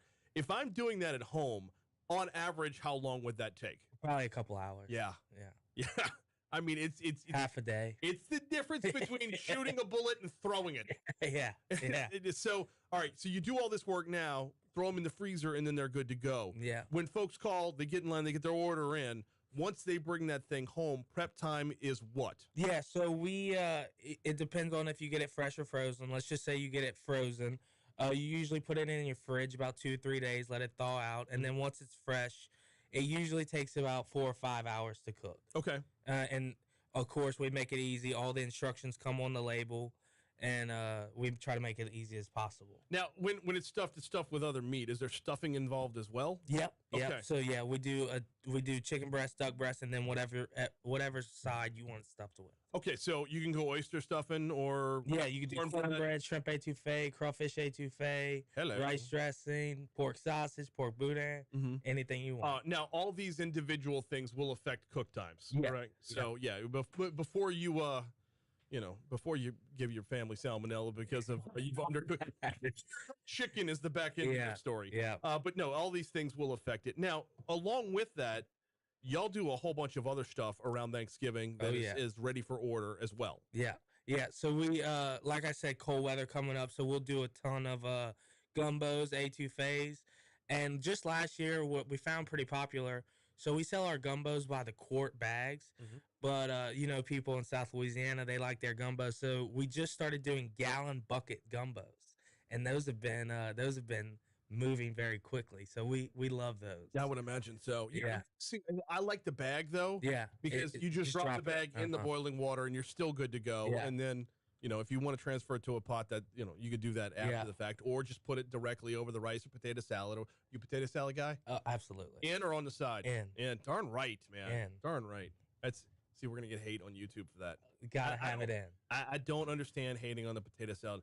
There's also what's in front of me right here. What Yeah. are we looking at? So most people know us. We're famous for our turduckens. But let's say you just have a family of 4 and you don't want a whole turducken. Not a lot of people know that we do turducken rolls, which would be instead of a whole turkey, it would be just the turkey breast, which is still very big considering how big a turkey is. Grabbing this here and holding it up where YouTube can see it. Which Yeah. is cold. It's still frozen.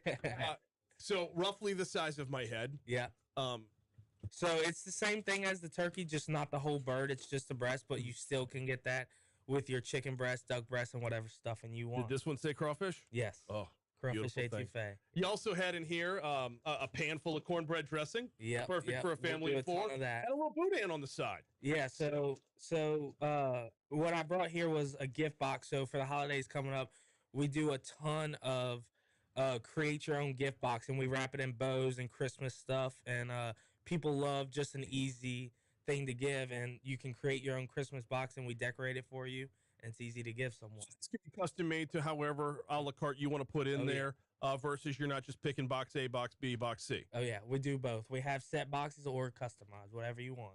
More popular sides that go in the boxes. Yeah, so probably our most popular box would be a steak box. So you could either get 4 fillets or 2 ribeyes, and with each box you get 2 sides and a sausage or boudin.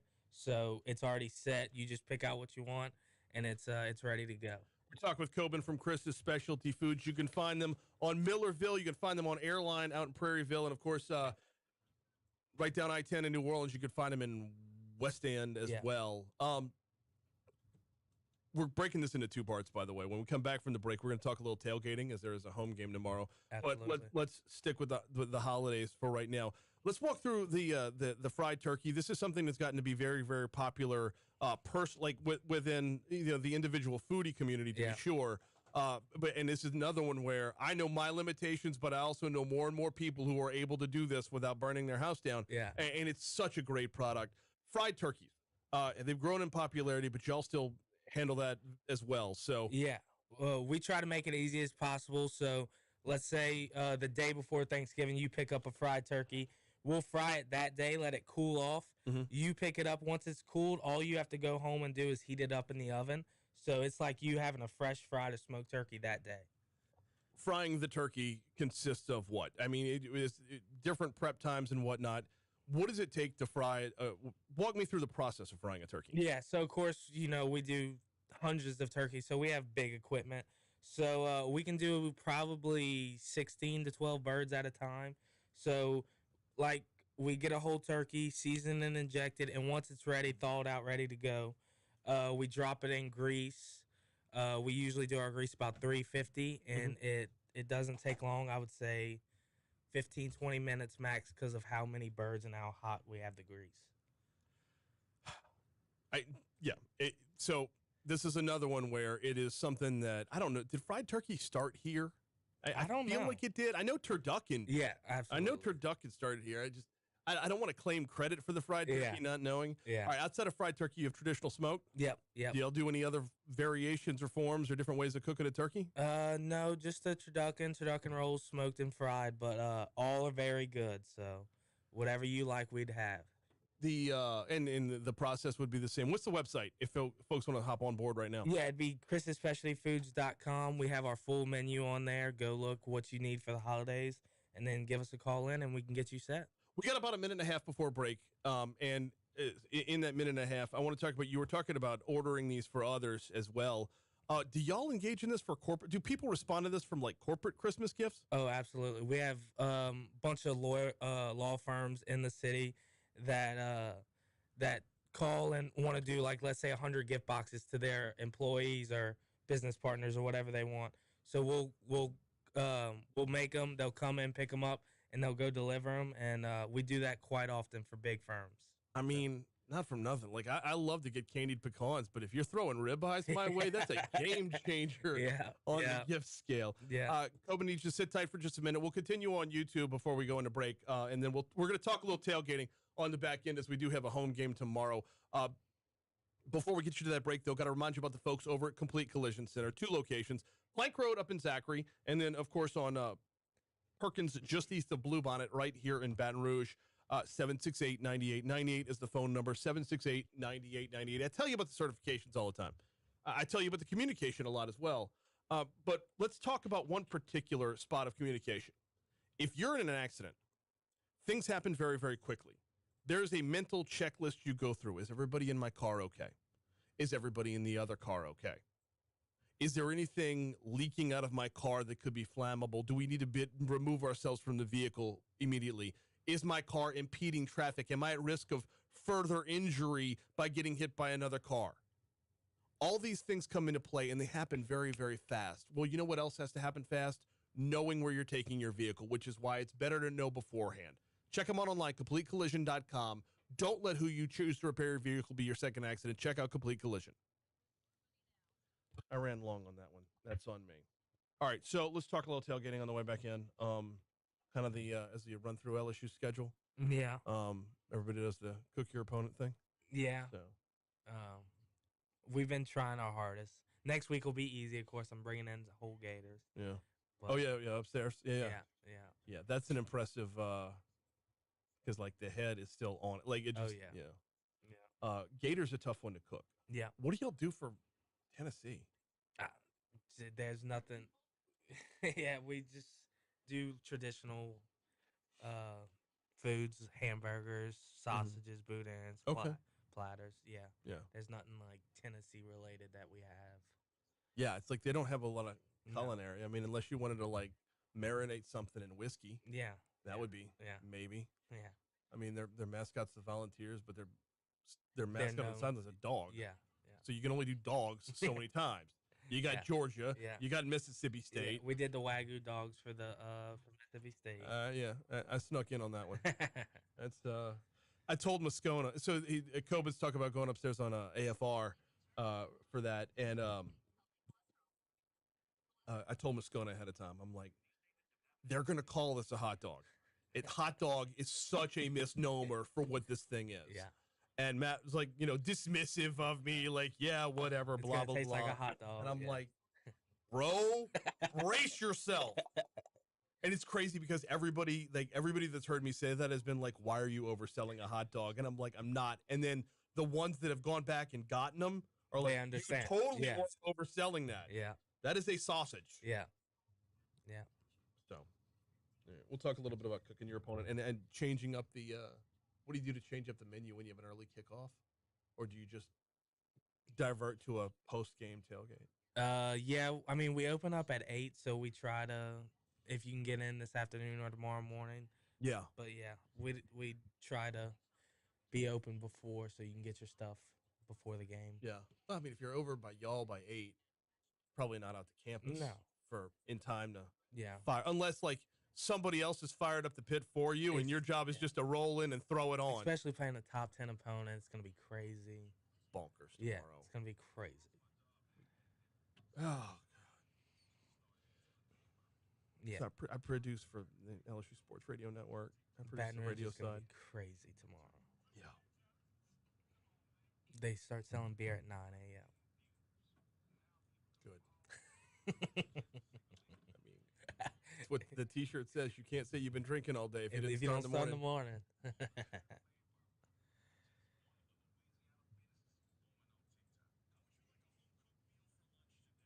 Oh, I didn't do a Zealand Street today, did I? I'll make up for it later. I'll do some social posts when I go there today.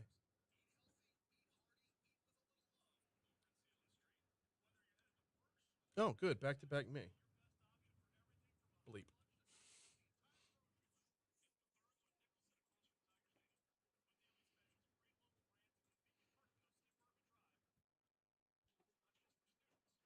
Bro, I'm trying to do a show here.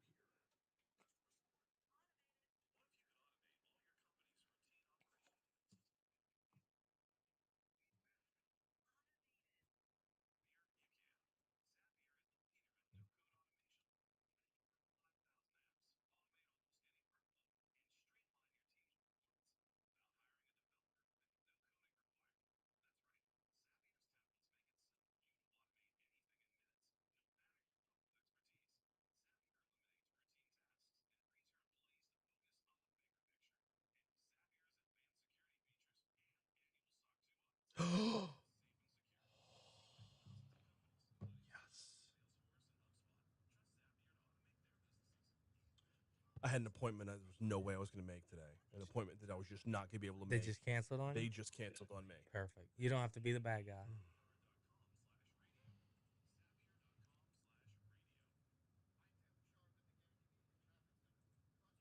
Yeah, got the big basketball game tonight. I'm telling you.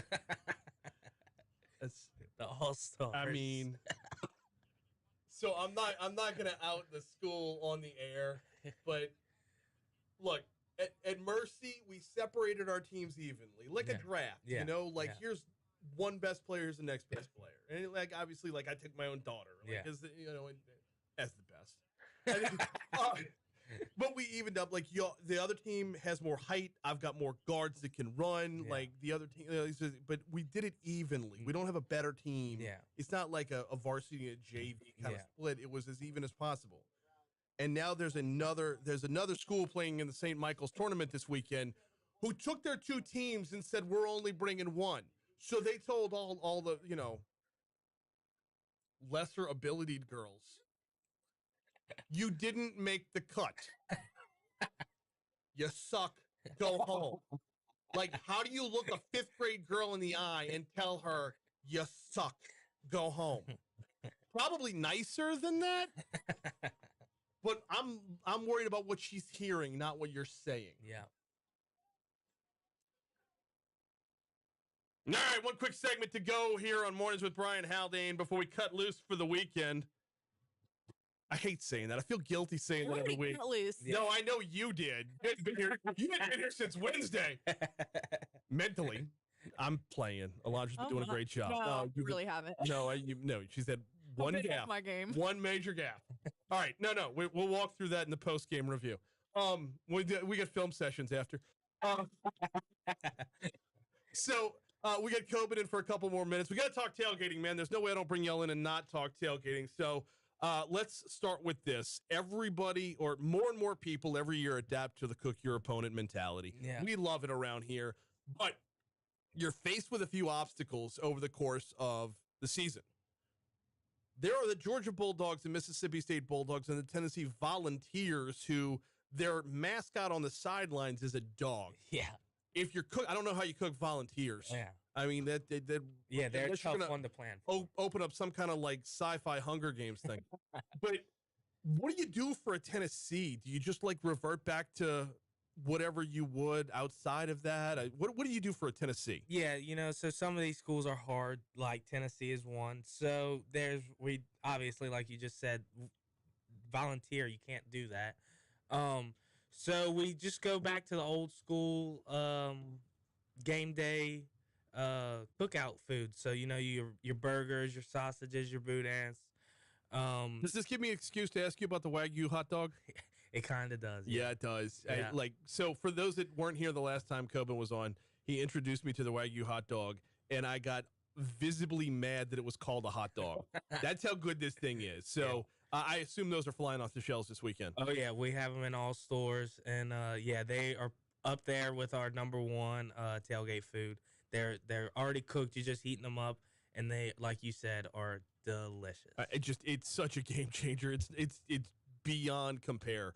As far as it's a sausage, I'm sticking with that. I'm not going to call it a hot dog, but it is. As for the Wagyu hot dog, and you won't go wrong. Now we're a week and a day away from what's getting to be one of the more popular opponents from a cook your opponent standpoint. Oh yeah.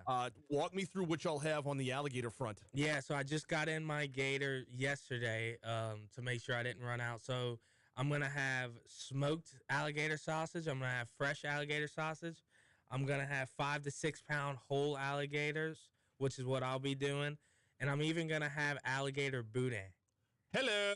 Yeah. This is new. Yep. Okay, so I don't have you in next week, but you're going to be upstairs? Yeah. Okay, I'm hanging around. Yeah. I'll be mooching for sure. Yeah. When it comes to preparing alligator, right, tail meat, whatever, we got 1 minute left. I tell you what, let's talk about this on YouTube. Can you stick around for about 3 or 4 more minutes after the show? Yeah. All right. On air, we have to go. On YouTube, we're going to talk a little bit about alligator tail prep. That'll be after we throw things to CBS News. Hey, I want to thank everybody for hopping on board today. This was a lively Friday show. I mean, talk about starting your weekend the right way. Thanks to Haggai Davis for a cup of tech gumbo. Thanks to Jeff Landry for talking about his run for governor. Thanks to John Stefansky for talking about running for AG. Thanks to Kelvin Hill for stopping in to talk about the stormwater usage fee. Next week, we got a whole bunch lined up for you already. I'm going to go ahead and say it right now. Baton Rouge Police Chief Murphy Paul is slated to join us on Tuesday. Yes, we are going to talk about Allie Rice and a whole lot more. Got a full slate already lined up for next week. So y'all have a great weekend. Enjoy some daytime football. We'll see you on Monday. Thanks again for listening to Fox News Rundowns next.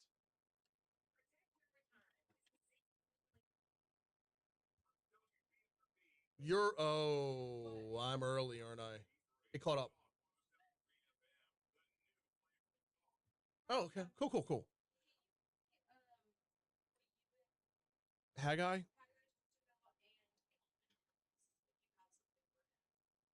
Like, can we wait till we're off of YouTube? Oh, yeah. Yeah, no, all good. All right. Alligator. So alligator sausage is just awesome. Yeah. All right. But when it comes to making the tail meat, I fail every time I try. What am I doing wrong? What do y'all do with your alligator tail that makes it like as great of a delicacy as it is? Yeah, so we make it pretty easy on you. We sell it in 1 pound packs, and it's already cubed up, so you don't have to do the cubing for you. Mm-hmm. And all you have to do is cut it out the pack, season it, and then go and fry it till it's golden brown. So we try to make it as easy as possible. So is there, other than frying it, are there other ways that you can prepare it, or would you recommend just sticking with the frying? There is. I mean, you could do it on the grill, but by far the best way is frying it. Okay. Yeah, well, so every time I've tried, I've done it on the grill. I've done it sous vide and then on the grill to get rid of a lot of the toughness out of it, which has worked, but I can't get rid of the gamey flavor. Oh, yeah. The wild game That's flavor. why, Yeah. So that's frying is what undoes that. Yeah. Okay. Yeah. Soaking it in milk. Milk gator. All right. Milk gator, way better than meth gator. Yeah. All right. If you put stuff that's too gamey in milk, you soak it in milk, it's supposed to make it less gamey. I'm down. I'll try that. I don't know how true that is. Well, Yeah, every time I've done it, and so the sous vide end worked like a champ because it wasn't tough, it wasn't chewy. It was very tough and chewy. The proteins broke down nicely. Yeah. But the gaminess, that the taste was still there, no matter what I seasoned it with. Yeah. So I might try that. And then, so frying it, what about 350 for? Literally not long, 3 to 4 minutes. Really? Yeah, they're little bite-sized pieces, so they fry fast. Okay. You know where to find them on Millerville. You know where to find them on Airline out in Prairieville. And then, down in New Orleans and West End. And my cousin finally went to the West End store. He texted me back that same day. He's like, store. Why did you not push me harder to go here? That's a cool store. I haven't been yet, but yeah, he was singing your praises for sure. It's a cool store. Thank y'all for hanging out. Thank you for sticking around. Been a great week. Oh, next week, once again, next week, we move over to Facebook Live. I'm going to try and get a dual stream going, but right now, plan on Facebook Live. We're moving back next week. We'll see y'all then.